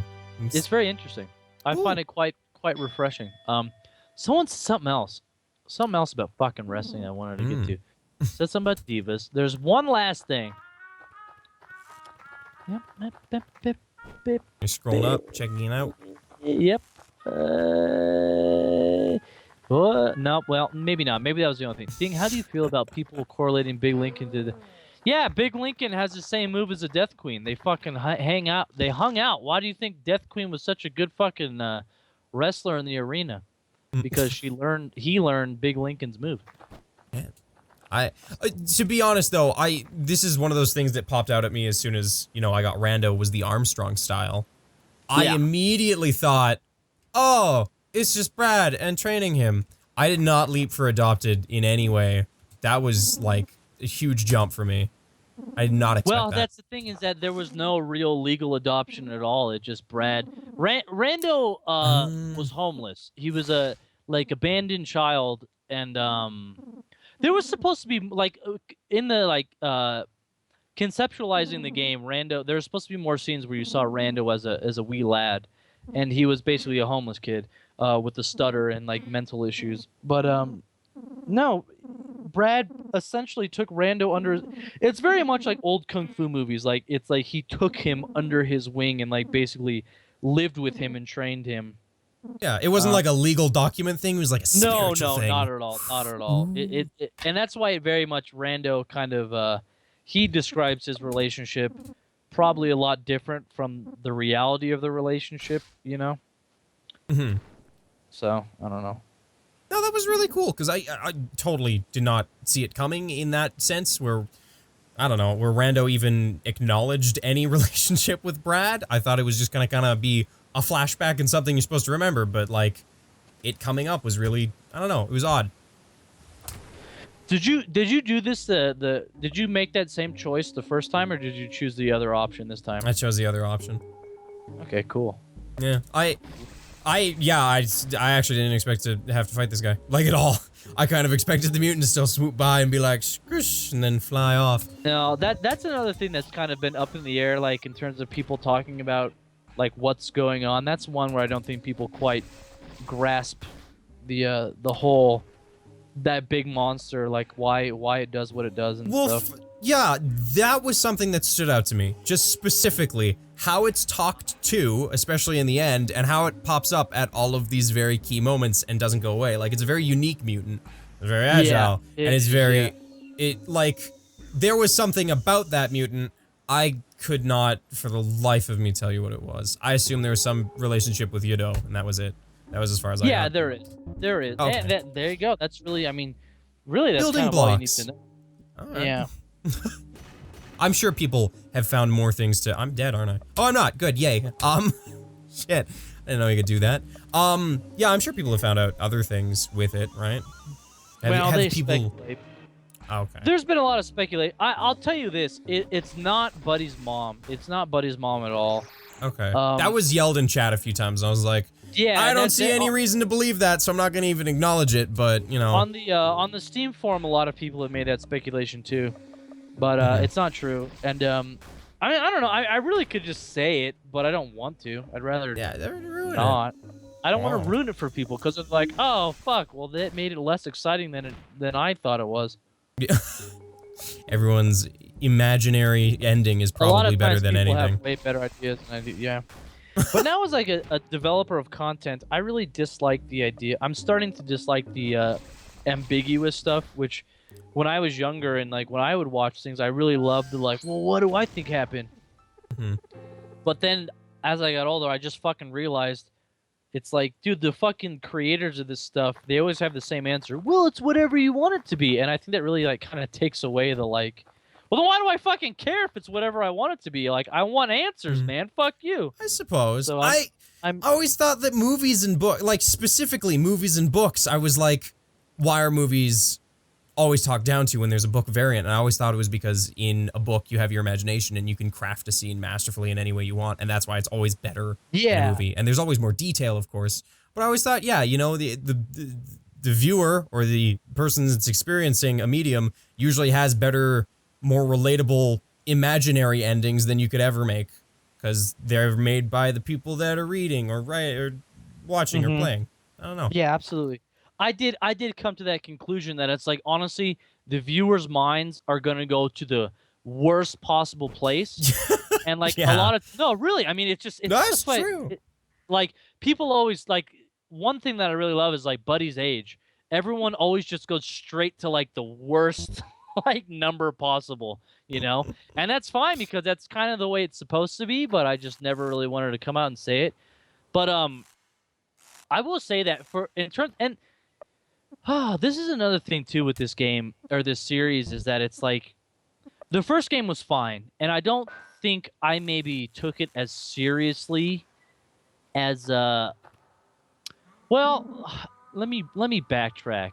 I took the game seriously, but I guess what I'm saying is that it's like I didn't understand the responsibility I had and like the power I have in terms of like some of these darker elements. I mean, they like really mean for certain people, like they really mean something, you know, like dealing with issues of like rape and domestic abuse and stuff. And I think it's a lot more powerful than I thought it was.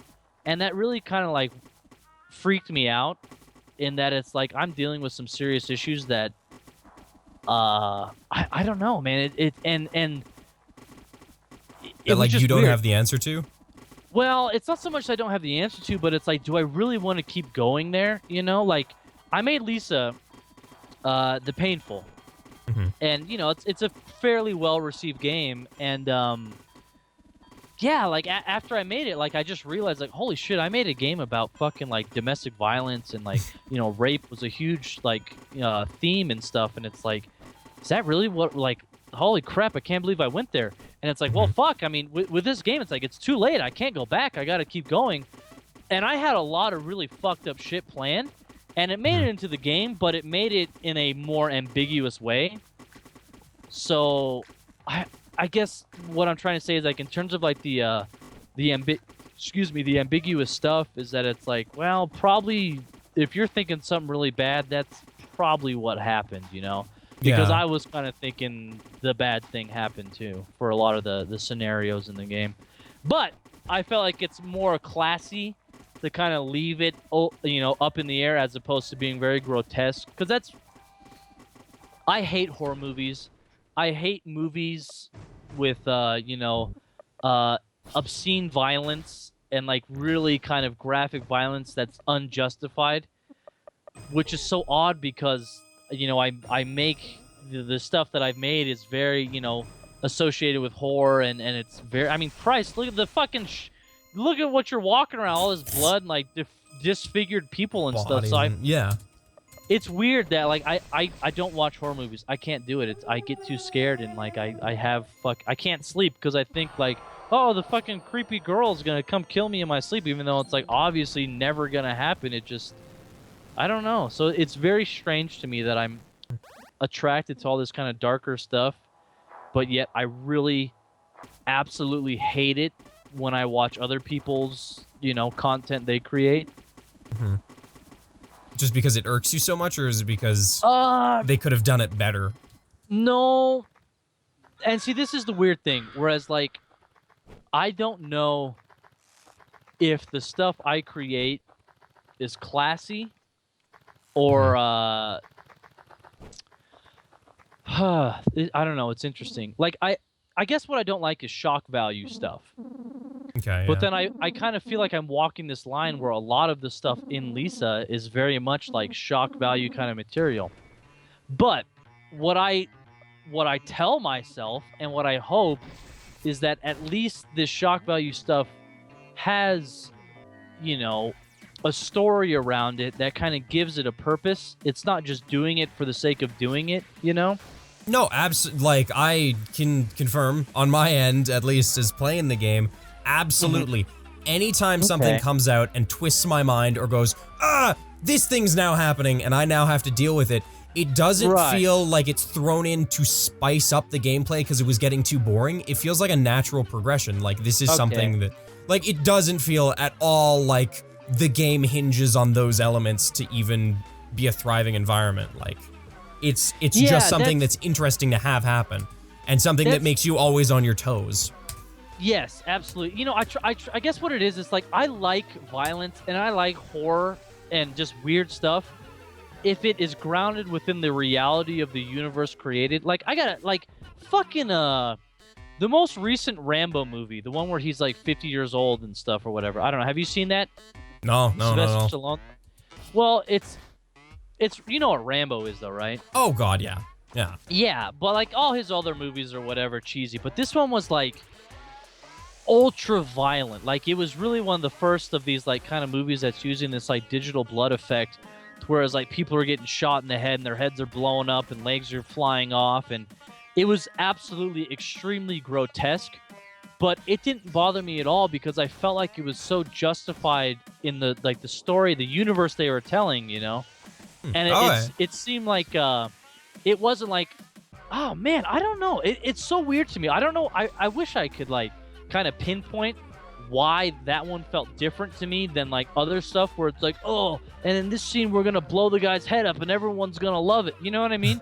Yeah. I don't know what that line is to where I feel like this violence, although it is extremely over the top, it feels okay and I accept it, versus some movies, you know, they do like a violent scene or like a comedy scene where some dude like, oh, my dick fell out of my pants. And it's just like, why are we doing this? This is so grotesque, you know? But then there's other movies that has nudity and it's totally like, you don't even bat an eye, you don't even, you know, blink. You don't even think about it. I'm just like, yeah, it's part of the movie. I don't know. Well, I guess maybe it's just the way the content is handled, you know, and if it's done in a way that makes sense versus like you're like, I don't think audiences are as stupid as creators think. Like, they know when something's bullshit and you're just trying to, you know, I don't know. Maybe I'm giving people too much credit. I have no clue, but that's a fascinating thing that I wrestled with this game, is that it's like, am I going too far for the sake of going too far, or I don't know. Oh, here we go. Someone just asked, am I a fan of Tarantino? Yes and no. I am a fan because I do think at times, see, even with Tarantino, he uses violence, and maybe it's over the top and it's stupid, but it's like part of a style. You know? I don't know. That's such a weird exception, because I was gonna say before, you were totally like on the nose right when it came to when it's that excessive kind of really in your face shock value kind of stuff. It works when there's story elements and reason to believe that this is happening, and it's not just happening to catch my eye and go, oh, fun the movie. Like, when it's Tarantino, it's a style. It's really strange. I didn't even think about that. It's like the other element, because like, okay, Kill Bill, it's like, it's very over the top and it's very grotesque and like almost silly. But I feel like when he does it, it's not to get a you know, guttural reaction. I feel like he does it because it's like just an aesthetic thing. I don't know. Like, I guess, you know what? I guess maybe it really just boils down to like how the creator handles it and how they want it. You know, like if they are taking the violence, you know, seriously or passionately, or are they like, oh, dude, it'll be fucking funny, or it'll like weird people out. I don't know. That's why I generally don't like horror movies. But every once in a while, there's like a horror movie that comes out that's got like a kind of fascinating, like, you know, lore behind the monster or whatever. And I don't watch it, but I'll read about it because I'm fascinated by it. But I don't know. That's an interesting kind of weird subject, like violence and entertainment. I don't know. Yeah, I've never seen, like, I don't think I've ever even talked about it before because I don't really recognize it, because it's such a weird, I don't even want to say it's a fine line. I feel like there's this really clear distinction and I just can't even like articulate what it is. That's exactly it. It does seem very clear. Like, you know, when you're watching something that just like exploit, you know, like just kind of like shock factor violence, and then you know when you're watching something that's as equally over the top, but you're like, I accept this. This makes sense. It's like, or like, I like it. I enjoy it. Whereas in another movie does like the same thing or less, and you're like, oh, fuck this crap. You know, this is bullshit. Yeah, maybe it just boils down to overall investment in a movie, wanting to know more and enduring those kinds of shock value moments. Yeah, that might be it too. I don't know. It's I guess maybe it is like the relationship of like the characters with the violence. Like, do they have any relationship to it? I don't know. Christ, Tom, there's like a whole fucking thing here. We could write an essay. Whoa, one essay. I didn't know you took like a film studies class. Do you have like a fascination with film? I have a fascination with media, like as a whole, anything. Absolutely. And just conveying a message to another person through means other than just saying, "Hey, did you know?" Like. Yeah, no, I would agree with that. I'd say that, and that's why I find video games very fascinating, because I feel like we're kind of in a place in society where we're getting better, but like games are just like video games, you know? Yeah, like a kid's toy. Like if you really look at, that's why I don't like to name video games. It's like, it's a game. Why does it have to be a game, you know? But it's like video games are like the ultimate.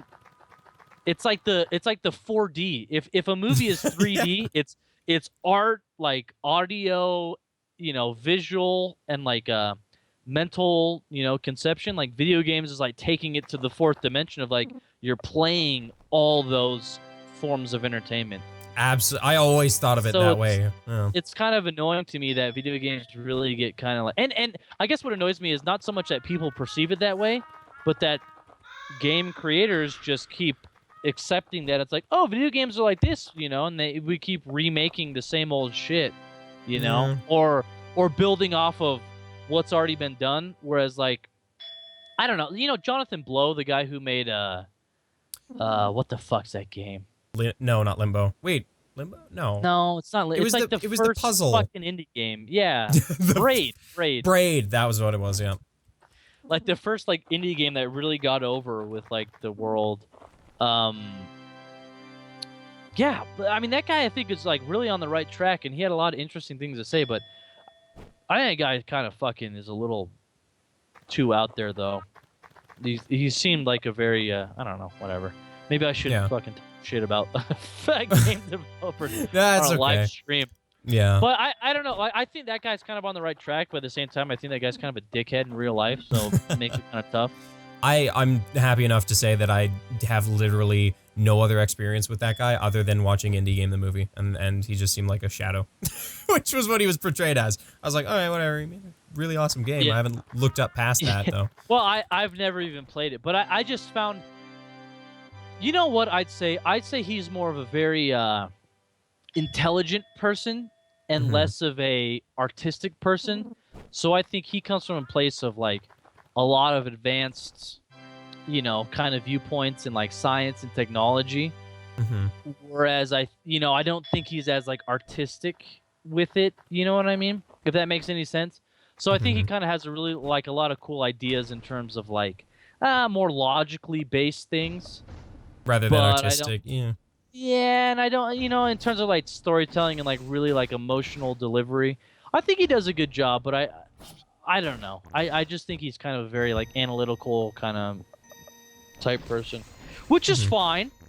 It's absolutely fine, but the fact of the matter is that he's made one fucking game so far, and he's been working on the other game for 6,000 years, so it's like, sorry, dude, you're not very relevant in the game community, regardless of how opinionated you are.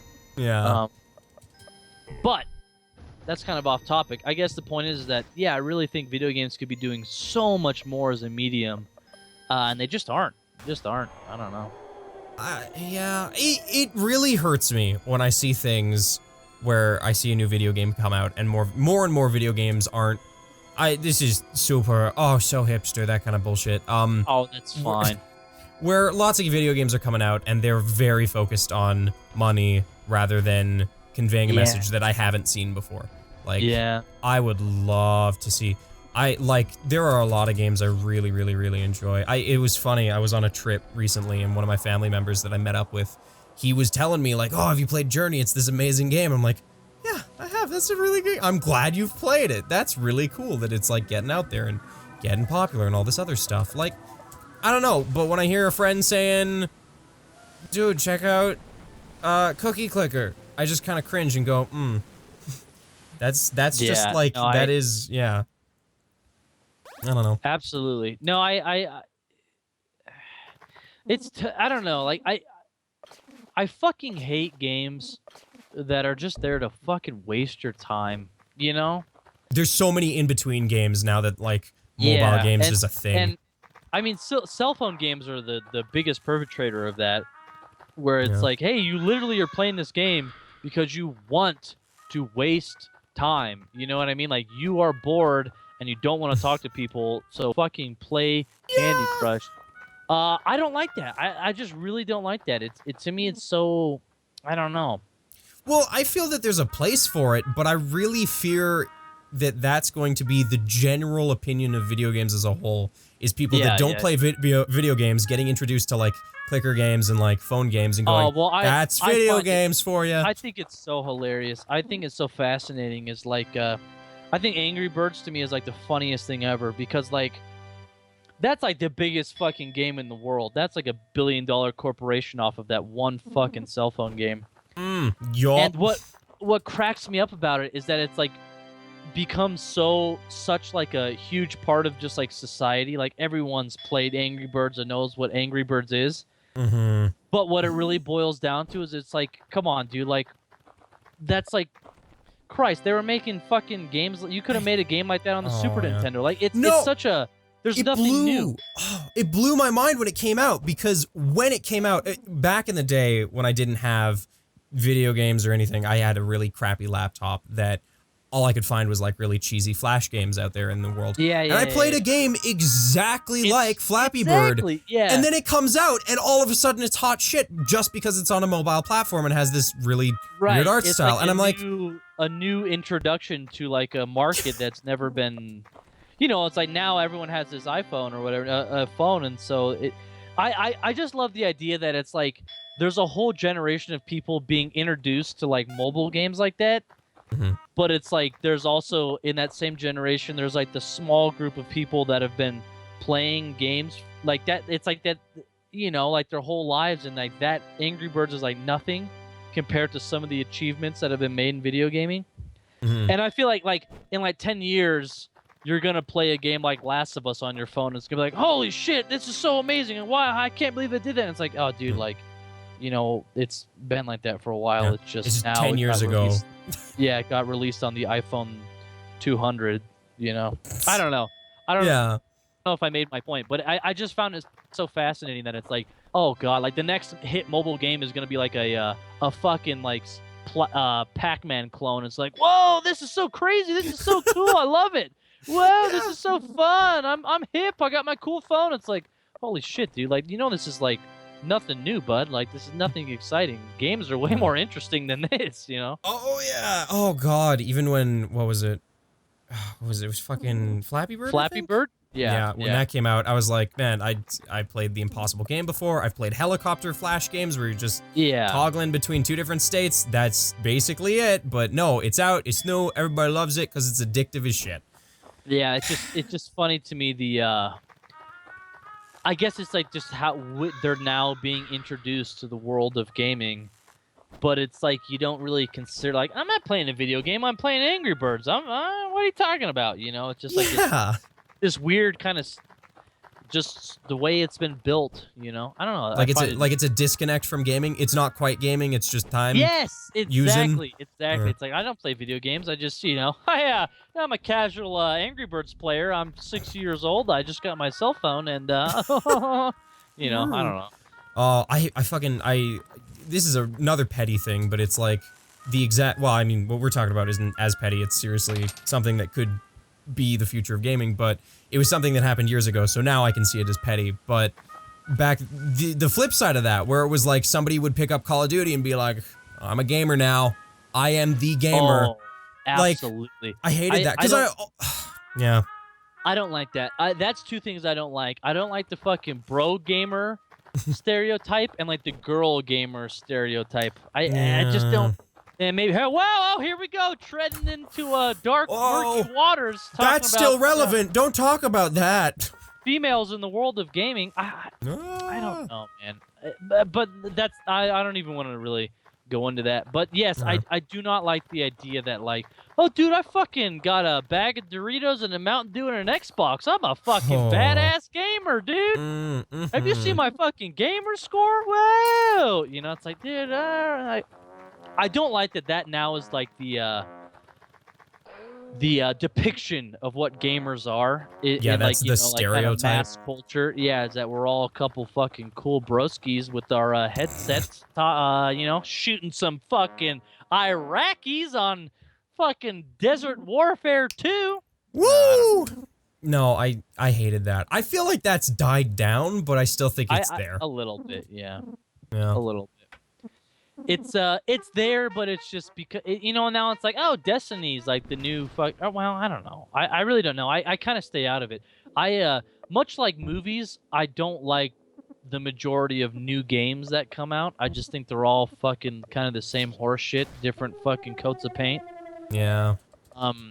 But someone a long time ago in the chat asked if I'm gonna get Metal Gear. Yeah, I really like the Metal Gear series. That's one of those ones that, much like Quentin Tarantino, they've managed to keep their identity while also like appealing to like the mass population. You know, Yeah. I feel like the Metal Gear games really kind of are their own thing, and Hideo Kojima very much is like in full control, but it's released on like kind of a big platform.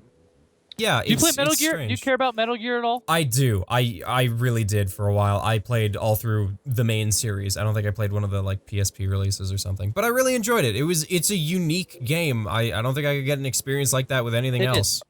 Oh, it absolutely is. It's such a fascinating take on, like, you know, because I don't like the whole military scene in games. I just don't like it. It doesn't interest me, but Metal Gear takes it in such a fascinating place that I care about it, you know?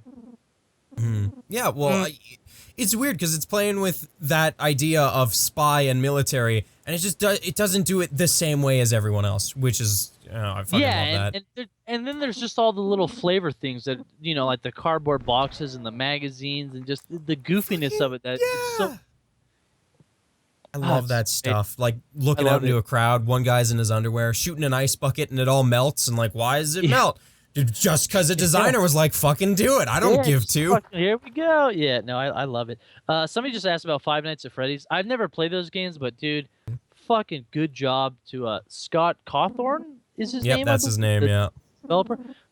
Kudos to that fucking guy because he managed to make like $1 million empire based off of like, I mean, you know, basically repackaging the same game 4 times, you know. And I love the idea that he's like this like devout Christian who was making these awful like God-related games, and then he just finally is like, fuck it, fuck, and he just like went into fucking like his final form and started making these like crazy games about like child murder and stuff, and it's like, dude, I love that because I do feel like a lot of my life has been, the only times I've really like been successful is when I was like pushed to the point of like I just don't give a fuck anymore, and then like I don't know, that's when you really start like kind of unleashing your inner self, I think.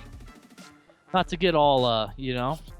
No, whatever, I can see that. I mean, the most interesting people are the people that don't do what everyone else is doing, and usually those are the people that are at their breaking point and are willing to try something new. So yeah, or just like unleash their inner self and just kind of be real with themselves for like the first time in their life, or just accept that it's like, I got this fucking dark thing in my head, I'm gonna get it out there, or whatever. I don't know. Like for instance, I competed in martial arts before I did game development, and I always thought it's a performance martial art, so it's based on like your kind of like choreography of your routine and stuff. And I always thought I had pretty interesting stuff, and I was kind of like a crowd favorite, and people enjoyed, you know, me. I was okay. I guess I was always like top you know, of the like 1, 2, and 3. I was always like second or third, but I never really got first. But the fucking day when I was just like, this is so goddamn stupid, this is fucking dumb, I don't care anymore. At that exact day, I was at a tournament, and I said that to myself, and I had already kind of like just stopped training, and I was like, I don't care, like I just don't care anymore. And then I won, and then after that, I was doing very well when I just stopped giving a shit. And I don't know, I've always, that's kind of always stuck with me, is like, I really think people do their best when they finally just like let go you know? And I feel like that's kind of what this Scott guy did. It's like, I mean, come on, dude, devout Christian making like quite possibly some of the shittiest games ever, and then he goes to be an absolute sensation regardless of what you think of the games. He's fucking doing amazing now. Yeah. And considering how simple of a like, in the reality of it, I mean, the game is made on a very basic engine, and there's already people, like, after he made the game, people already like, oh, I know how to do this, and they like, you know, there's all kinds of like remakes and fan modifications and stuff. Because it's so simple, it's so easy to do, but the fact of the matter is the guy like just really got to a, you know, I don't know, a place in his life where he just didn't give a shit and just went for it. So that's cool. I find that very interesting. It's funny, yeah, no, because when the game came out, I was like, oh, this looks, I mean, I don't like jump scares, and I really don't want to support them as a horror genre, because I really like the atmosphere of horror, and the less of that I see in games, the more I don't want to get into it. I absolutely would agree with that, yeah. It was just hearing his story that really made me respect the entirety of an animatronic pizza house that's haunted. You know, it was not the story of the game, but the story of the developer, how he got to that point, and how he was just like, oh, you know what, this weird Christian game I made that has some bears in it that kind of look really off, and everyone told me they look really creepy. You know, I'm gonna make a horror game out of it. Like, what the fuck are you going on about, you madman? Honestly, I haven't played any of them. Me neither. I don't plan on it, but just reading the story, I really do find it fascinating. And it's like, hey, dude, good for you. Like, you earned it, I guess. You know. Mm-hmm. No, absolutely. But, whatever, you know. What are you saying, you fucking people? Oh, good night. There were so many questions in the chat, or things people were talking about. I kind of wasn't really paying attention. Right. Would you be mad if I asked you questions in Steve chat eventually? It seems intrusive. Yeah, don't talk to me on Steam, guys. I fucking don't. I don't know. There's times where I'm fine. I'm just like at my computer, like just sitting there. But then there's times where I'm working and I just hear that stupid fucking bing, bing, bing. Hey, dude, hey. It's like, oh, stop. Leave me alone. I assume that's not like I mean, it's obviously not a personal thing. It's more like I want to just relax and you're intruding. Like, there's never a good time for a Steam message unless it's a person you know. Yeah, it's usually like Occam's razor. Like, I'm like stressed out, like, oh fuck, there's a major bug I need to fix. And then it's like, oh, why does Brett, who's Lisa? It's like, oh, stop, leave me, please. Just badgered. Can people Steam chat with you without being your friend or something? Or is this just... Well, see, this was the problem that I had, is that I would just... I think this is what I don't really get about social... Or, like, something I should be more cautious of with social media is I used to just accept everybody. What? You can turn off the beeps? Fuck! Yeah, you can do I that. didn't know that. I had that for a while, yeah. Yeah, but see, the problem is I have a guy who helps me with, like, the game, and it's like important that I know when he's chatting at me, and like I'm not always at the computer, and like when I hear it, I run over, and I go to see, is it him? Oh no, it's just some fucking dickhead. Hey, how do you, who's Lisa? So yeah, that's the fucking like cornerstone question. Yeah, like no, it's always the worst. No, honestly though, there's times where people will message me and they're just genuinely cool and they're funny, or like they're just nice people. I can't say that about everybody, but there are every once in a while there's like just a fucking like, what are you leave me? The emails I get are the worst sometimes, but I don't know, I guess it comes with the territory. Yeah. That's surprising. I fell into the same kind of pitfall where I friended everyone and anyone. And even on Twitter, it was like, I was like, yeah, whatever. If you want me to, I'll follow you back. I don't really look at Twitter, but if it makes you happy, I'll do it. And I did all of that. And then when I started to actually put faith into Twitter and start looking at my friends' Steam list, it was full of stuff. I just kind of went, I don't know, who are you? And like every so often it'd be people I recognize, but 9 times out of 10, it was people that changed their name and never talked to me ever since adding me. And I was like, who the fuck are these people? And how did they become my friends? Yeah. Sorry. There's some fucking dickhead who I must have friended.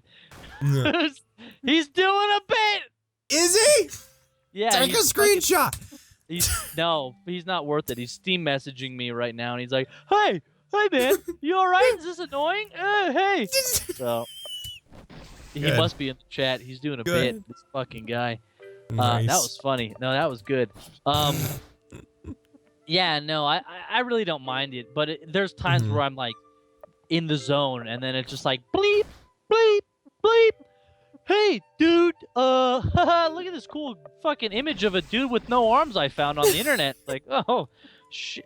That's one that's bad, is when, like, I think it's kind of a problem that I create darker content, and I kind of, like, open myself up to a world of darker people, and when they start sending me dark shit, it's like, whoa, buddy, look, like, I'm not into that kind of thing. I was just trying to tell a story. Like, I'm not about this stuff, you know.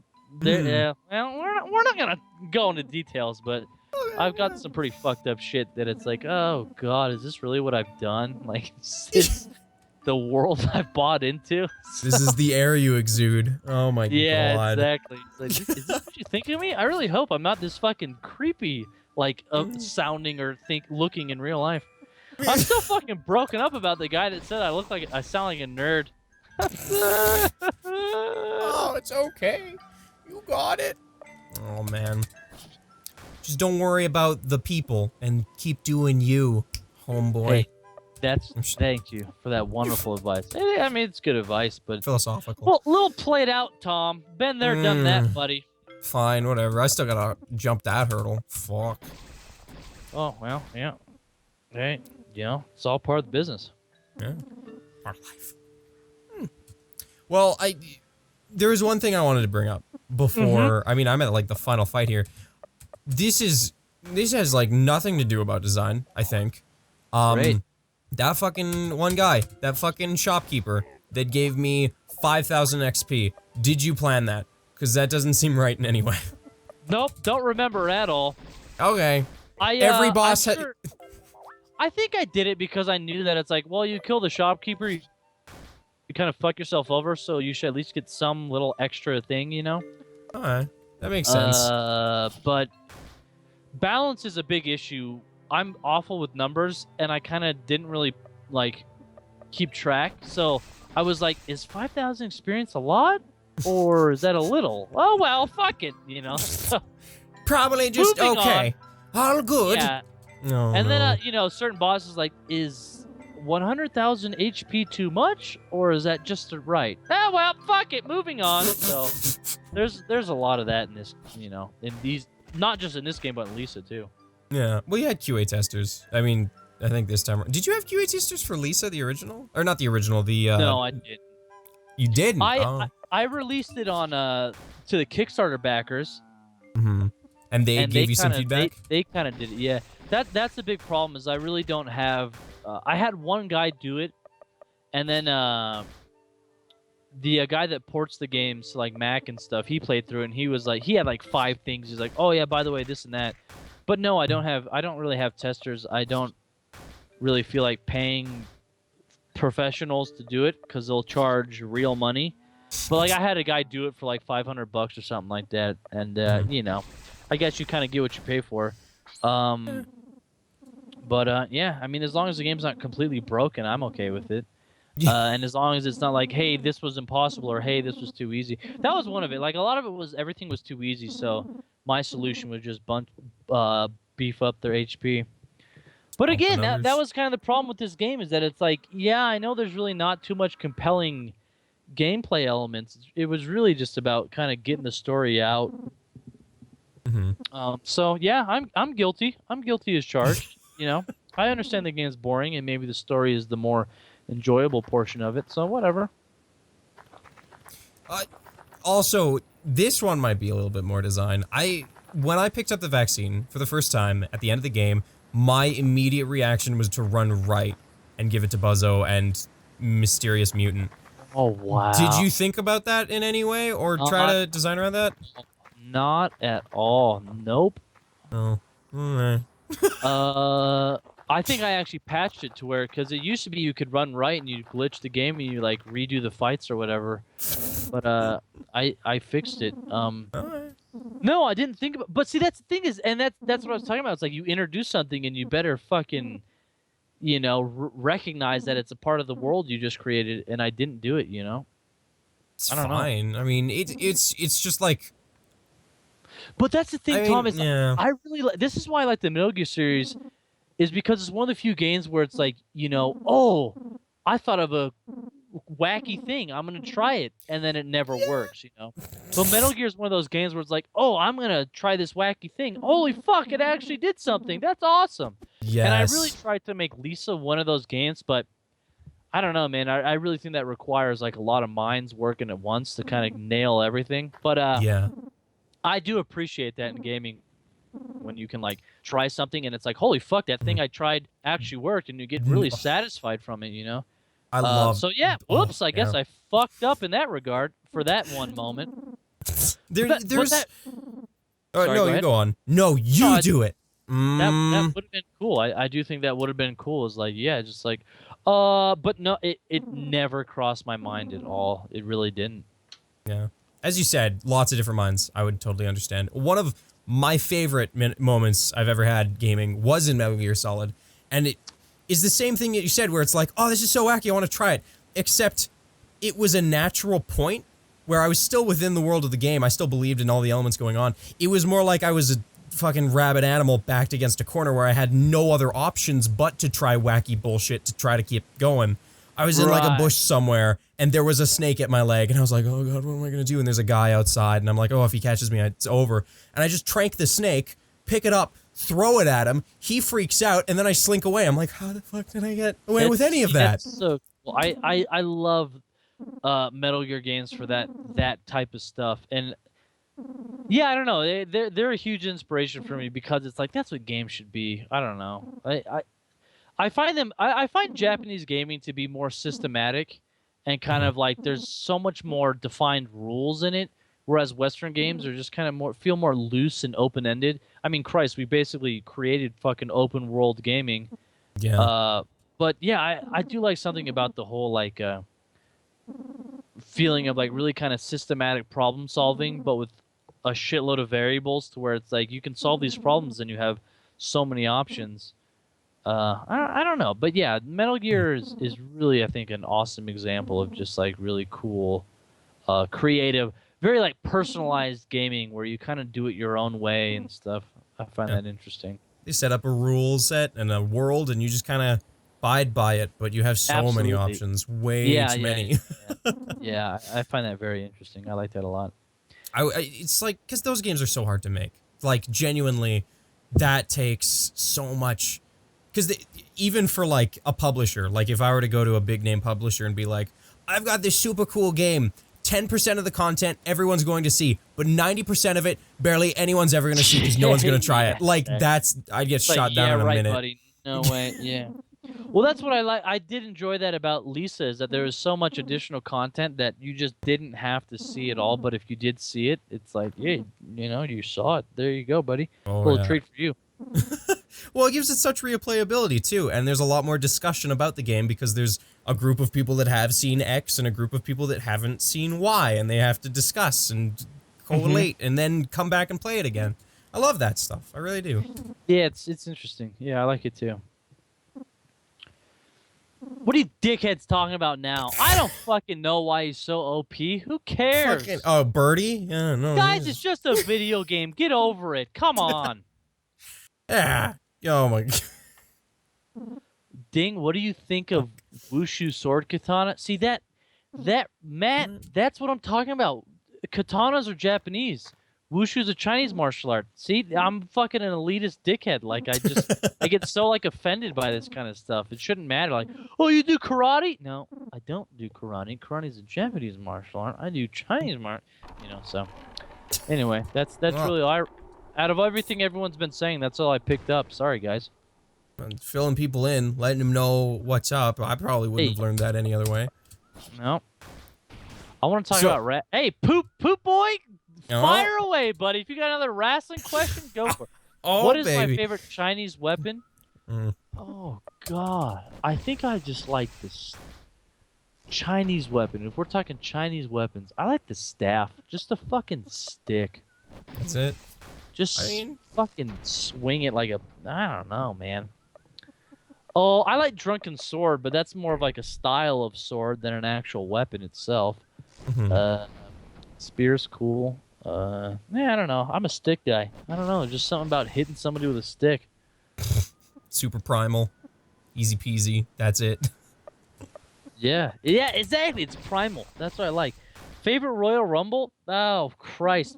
I only just recently got into wrestling, so the last two I saw were absolutely awful. How do you do I enjoy Romance of the Three Kingdoms? Why would you just assume because I know Chinese martial arts? No, I haven't really read him or played like the Dynasty Warriors game. Staff is best. Drunken Sword? Question mark. Whatever. Ding. Would you use the vaccine? No, I wouldn't. What's your favorite mutant? I love Sweetheart. The design is really appealing. I like a Sweetheart too. I think it's interesting. It was like the most intense looking one. Christ, that's a good question. What's my favorite Joy mutant? Mm. Oh man, I don't know. They're all so weird. Because I told you mine over Twitter. I'm, once again, shit for names, so I'm gonna have to look at Twitter to bring it up. But fucking Mr. Flagpole. Yeah, I like that one. That one turned into a cool bit. I enjoyed the flagpole guy. I like the one that you fought in this game. That was just like a big squiggly dude. Because there's like this fucking like Japanese comic about these people, like these hikers, that would go up this mountain, and there'd be like these like cracks in the wall, and they'd be really drawn. Yeah, and they'd like just start going through the holes, and then they come out on the other side all like in the like deformed in the shape of the cracks. I thought that was very like an interesting book, and I kind of stole that for one of the Joint Mutants. I thought it was really cool. Hold on, we're getting a lot of. What'd you say? There's a lot. No, I was gonna say which mutant was that? I don't remember. Was that It was like just a nobody, just like I don't know, not a big. Prince Devon and the Dice Mahone. Yeah, it's a Prince Divot reference. That is correct. Hasn't been good Rumble in years. Yes, I'd agree with that. Did Buzzo saw off Lisa's face? Oh. Have you gotten the Lisa ending? The one where Buzzo and Lisa are talking? Was that the... Oh, no, I haven't. Oh. Well, that's one. Am I about to? I don't know what you do, Tom. Triggers. Did you fucking... Yeah, you probably didn't. Okay, Did you get the Joy Mask? I did. I heard somewhere where if you go and look at Buzzo's corpse with the Joy Mask, shit happens. But I got there and he was already dead. So... No, there's... No, it's not that? No, not Oh, no, Buzzo. Sorry, I meant Rando. Blah. Words. Tough. Yeah, there's that one too. But there's also like if you go to that secret lab, you get another. I wanted to do it, I didn't even find it. Shit. Well, fuck, but I'm gonna have to it up. Play it again. Uh-oh. No, but I will say Buzzo did not saw off Lisa's face. Okay. He saw something else off of her that is related to other things he likes to saw off people in the game. A specific someone in the game. It's why he has a fascination for the thing that he did to that specific person. But that was one of those moments where I was like, oh, I know what I'm gonna do, and then I was like, oh Christ, is this fucking too? Am I going too far? Like I don't want to do that. So yeah, Buzzo cut something off of Lisa, but I'm not gonna tell you. I don't know. I was gonna say thanks for keeping it like as literally as vague as possible, because no spoilers here. Now I can play it and find out. Well, yeah. Is that actually in the ending, or is it just alluded to? No, it's pretty clear that Buzzo cut something off of Lisa for a specific, for her own. Who. It doesn't say what he cuts off, but he cut something off, folks. Who is the father of Buddy's baby? You know, I thought honestly it was pretty obvious, but since people don't know, I'm not gonna say it. Those mysteries a mystery. That's been a funny thing is that it's like stuff that I was like, really? You guys don't know? And then people are speculating. It's like, well, fuck, why would I want to break up this awesome theory discussion by just like, oh, it's this. It's like, no, dude, keep speculating. So, no, fuck you. I don't know who. I have no clue. I secretly. Dingaling, if you were a mutant, what would be your innermost desire? Holy shit, this guy's on to something. If I was a mutant, what would be my innermost desire? Oh, man. Sex? I don't know. Making real good video games. World peace. Um, Yeah. that's a good question. I bet you honestly the answer would probably be something bad. I just don't like accept it. I don't know. That's weird. What's my innermost desire? I actually really do love to create things. I think that would be it. Why trap music? Because I downloaded the trap music pack off of a website and it only cost $20. So that's why trap music, because it's what I had, and I use a lot of samples. So if you fucking want to send me fucking rock and roll pack for $30 on Fruity Loops, then I'll make rock and roll music. Whatever. Coke or Pepsi? I do like Coke, but cherry Pepsi at a restaurant, like if you get the fountain Pepsi with grenadine cherry, I enjoy that very much. But I particularly am Coke. I like boxer briefs. You know, the long-legged tight briefs. Who's the father, buddy? I'm not answering. Is Sweet Boy a girl? That's another one where I was like, in my head I was like, is it even a question? I thought it was pretty obvious, but no, I'm not going to answer that. Beatty is cute. Okay, Ding. Would you rather that? Wait, hold on. This is important. Okay. Would that be your signature wrestling move? Beating a guy with a staff? No, not at all. No, I would have a very brutal, believable move. I don't like wrestling moves that are like, they don't look like they would actually hurt. I like the ones that look like it's like, holy fuck, he actually knocked that guy out. So it'd be something like that. How do you feel about the fact that people draw porn of Lisa characters? Holy fuck, I didn't. Where? Let me see. I didn't know that. Who's Oh my biggest god. father faggot? I don't know. I want to answer that. Favorite Jackie Chan film? Drunken Master 2. That's my favorite movie of all time. What rap do you listen to? I don't know. I like a lot of rap. Too much to really go into. I like Peter. Ding. Whoever made the music for this game, tell him he did a good job. Nah, that guy's a fucking asshole. Who cares? Is Tommy Dingle really Tommy? Yeah, Tommy is Tommy Dingle. Who's the baby's father? You. Who's the best joyful boss, and why is it Big Lincoln? Well, you just answered it yourself. Was Barry looking like the Mount? No, it was not intentional that the hairy mutant looked like Marty. What's going on? I don't fucking know.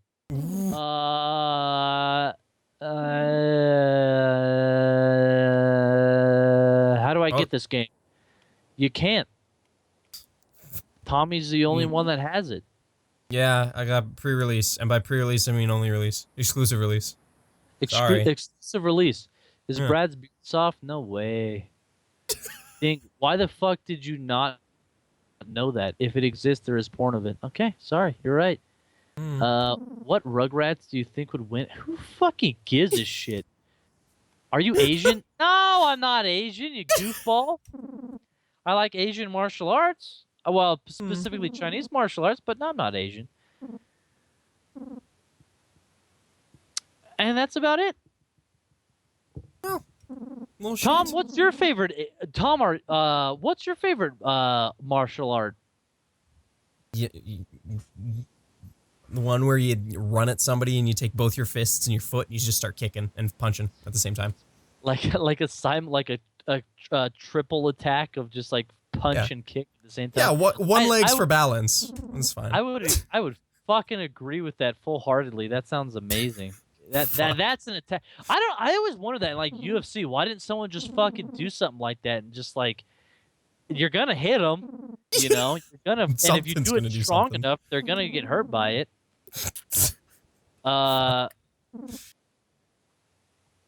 Why? Why what? I don't know why. Ding, what? Why? Just why? Oh, that's Matt's. I don't know. Fucking. You know why? Because you're a human being, and the human mind is programmed to ask why. That's why. And that's why people find things interesting, because that's just the way we're programmed. Gotta explore them. There you go. That's the meaning of life, is the question why.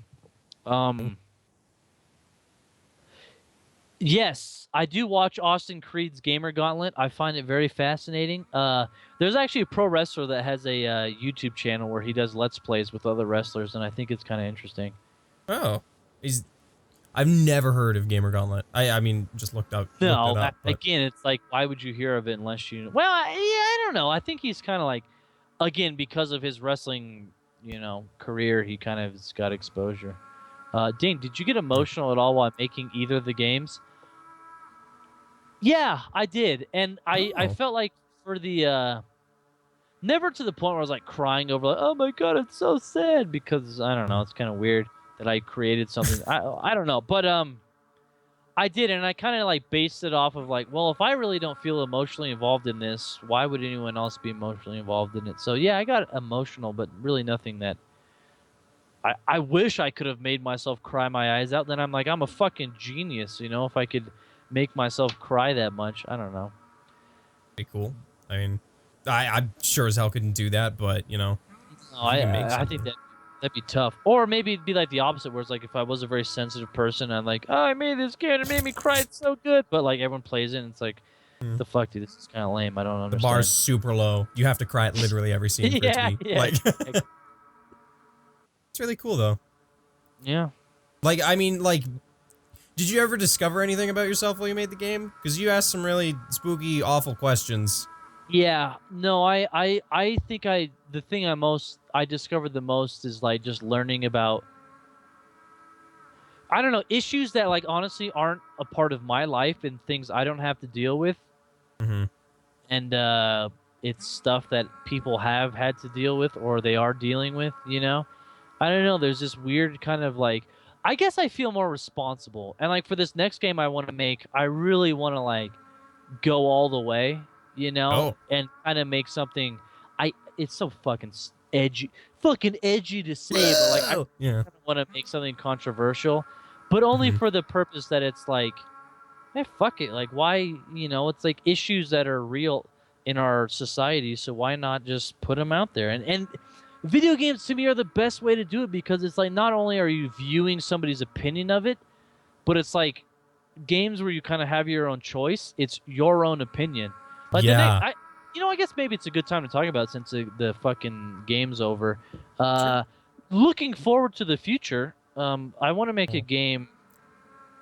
I guess to summarize, the game is about ninjas and like ninja clubs, and the whole game is about like this. Yeah, you play as a ninja, but ninjas in this world are more like a club or a society, like a group of people.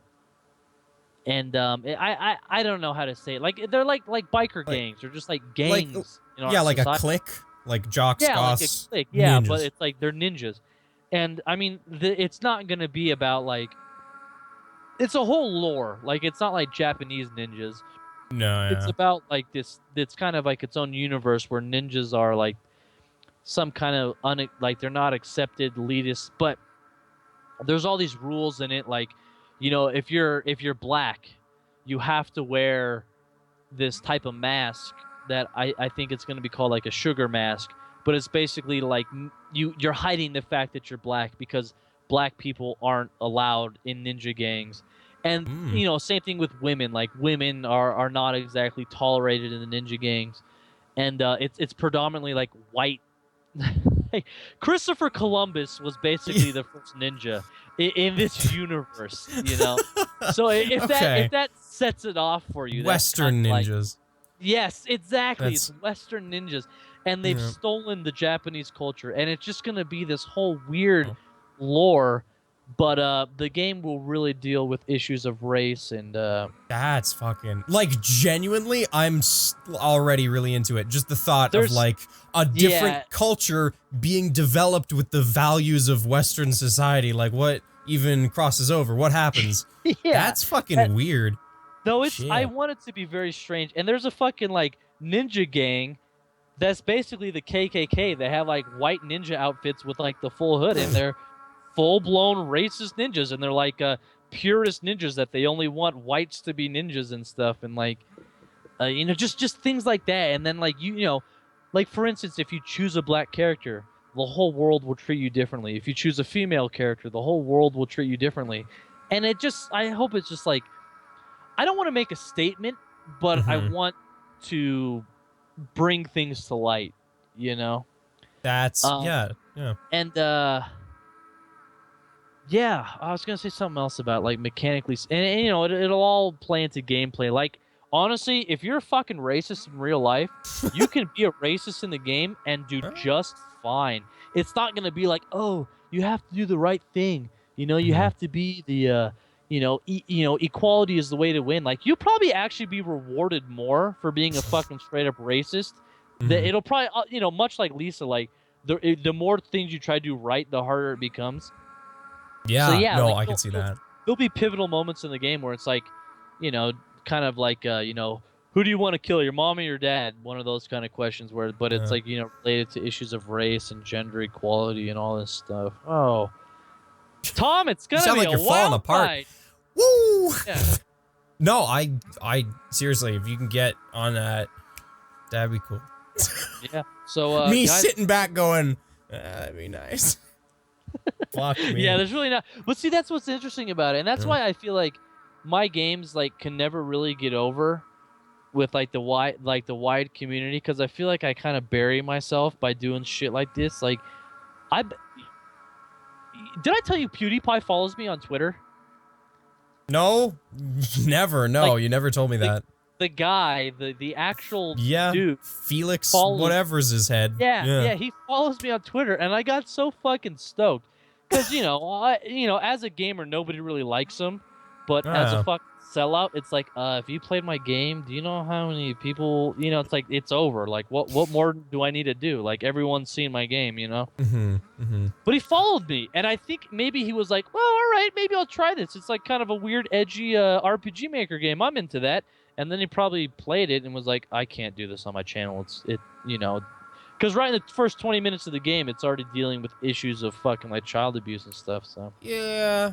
I mean, I for don't. me, like, even just streaming it, I was like, this is gonna be, I mean, it's gonna be weird, it's gonna be interesting, but it's gonna be something where I'm specifically put into situations that I'm uncomfortable with.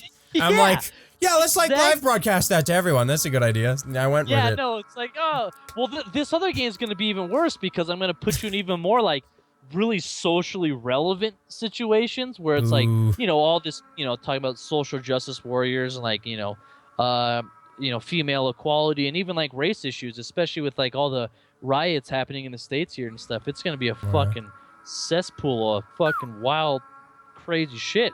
So, Mhm. so again, I think I kind of like always shoot myself in the foot when I try to make games like this, but I don't know. Maybe it's guys like you, Tom, that step up to the plate and show all these 314 people, Yay, everybody. How was it? Because I've heard you've been on a few other streams and things. How was it with Lethal Frag? Because he's another streamer that's actually fairly big, too. Oh, And I've seen him ages ago. I didn't. The thing is, like, I don't really pay attention to the streaming world and like the like YouTube world, so I don't really know who's who and what's what. So I kind of always am just my own stupid self. Like, you're the only person I've actually like chatted. Well, maybe not. I'm sure I've chatted with somebody else down the road. But in terms of like who I can remember, you're the only person I've actually talked to on Skype. But all these other guys, I'm usually in chat just being a fucking jackass like normal, insulting everyone and insulting the game and just doing my typical thing. So Yeah, I saw that with Paper Bat. yeah, and with the Lethal Frag guy, like, again, I just didn't know if he was anybody. I didn't know. Yeah. So maybe I would have behaved more, but I don't know. That probably would have taken away from your charm. Wink. There you go. That's the thing. You just gotta be a fucking dummy. That's it, Tom. You just can't give a fuck, man. That goes back to that thing. Me and old Scott Cawthorn, even though he's making millions and I'm scraping together pennies here. No, that's not true. But he's just gotta fuck it, man. Yeah. Well, for a fucking, I guess second game, Lisa's been a fantastic experience. Like, genuinely, it was my favorite, most memorable game of 2014. Like, hands down, fucking awesome. I accept that. I really do think. I think people that play Lisa, regardless of if they want to like classify it as their favorite game, I really do think people generally respect the fact that it's like, that was something else. Like, that was like something, Maybe it's not my favorite, but I will definitely remember that. So appreciate that. And I guess I don't know. It's hard to be like an egomaniac about it, but it's like it's been pretty a general consensus that it's like, yeah, that was definitely something I will remember. So that's awesome. I like when I say favorite. I don't know. I have a fucking stupid definition of favorite. When I say favorite, I really do mean like, I don't know, something that stands out, something that's going to stick with me and change how I think about things forever. Like, that kind of, not like favorite is in, I'm gonna turn this on and have a good smiley time. Yes. That's probably like TF2 for me. No, I totally get that. Because, like, there's stuff where, like, I'll watch a movie and it's like, holy fuck, that was amazing. Like, that totally was something special, but I wouldn't watch it again. You know, I don't really care to see it. It wasn't, like, entertaining. Well, not entertaining, but no, I totally understand that, yeah. Oh, I guess good. I just want to get that in across. that category that it was like, yeah, it was something so different, but it's like fucking playing Candy Crush is way more fun, but that was definitely a wild ride. I won't forget. No, I totally get that. Oh. Drops. Well, I probably should shut it down here. It's about midnight 35. Mom and Dad want you to go to bed? Yeah, I might not get a midnight snack if I don't. I don't know what parents do to kids anymore. Does everyone get a midnight snack? I sure do. Not in the States. Canada's a fun, wacky place. That's a wild ride up there. Hey, are you going to any? One last thing. Are you going to any like conventions or anything? Yeah, I'm going to PAX tomorrow. Oh, you fucking asshole! Haha. Are you? No, I'm not, because it's like impossible to get into those things unless you book it like a year in advance. They're stupid. They're really stupid. I like literally the only reason I got in is because I have some pretty nice friends that overbuy tickets. Oh, that's badass. That's cool. Well, I'm trying to get in as like an what is it? Exhibitionist. Shit, Exhibitor? if you could. Not an exhibitionist. Yeah. I'm just trying to get in there and be naked, man. No, yeah, I'm just showing off the goods. Yeah, an exhibitor. It's tough to book like a booth, but I totally want to fucking get in on that shit. So hey, people in the chat, if there's like a convention coming up, and not some fucking horse shit like local Kansas City fucking horse con or whatever, I don't give a shit. Come to my university and show it off. Yeah, come fucking hang out with me and my friends at college. No, like a real full-fledged convention. I would like to go to those. I just need to like book it and pay the fucking money to get in them before I, you know, I don't know. And then you're gonna need a working demo of the game, and it's in like a bite-sized chunk that everyone loves. I'll need to actually, if I'm going to be a whatever booth, I need something to show. I mean, right now I don't have much. I already finished my fucking games, so maybe I will just come as an exhibitionist. Who knows? Fuck it. And just have like one of those like billboard signs around your naked body that says "Bye, Lisa," and that's it. Yeah, running around. Just That's way better. Dude, fuck it. There we go. ShitCon. I'm gonna go to ShitCon. That sounds like a fucking place to be. All Good. right, well, Good. Tom, I'll let you go, pal. Let you go have your midnight snack. Your Yay. Milk what do and you guys cookies. eat up there? Maples? Well, no, you're Canadian. You eat like this is so Beaver dumb. meat. I was No, gonna. that There seems you like go. a- I was gonna make such a fucking jackass lumberjack fucking. You Dude, could. you eat maple syrup and Canadian bacon?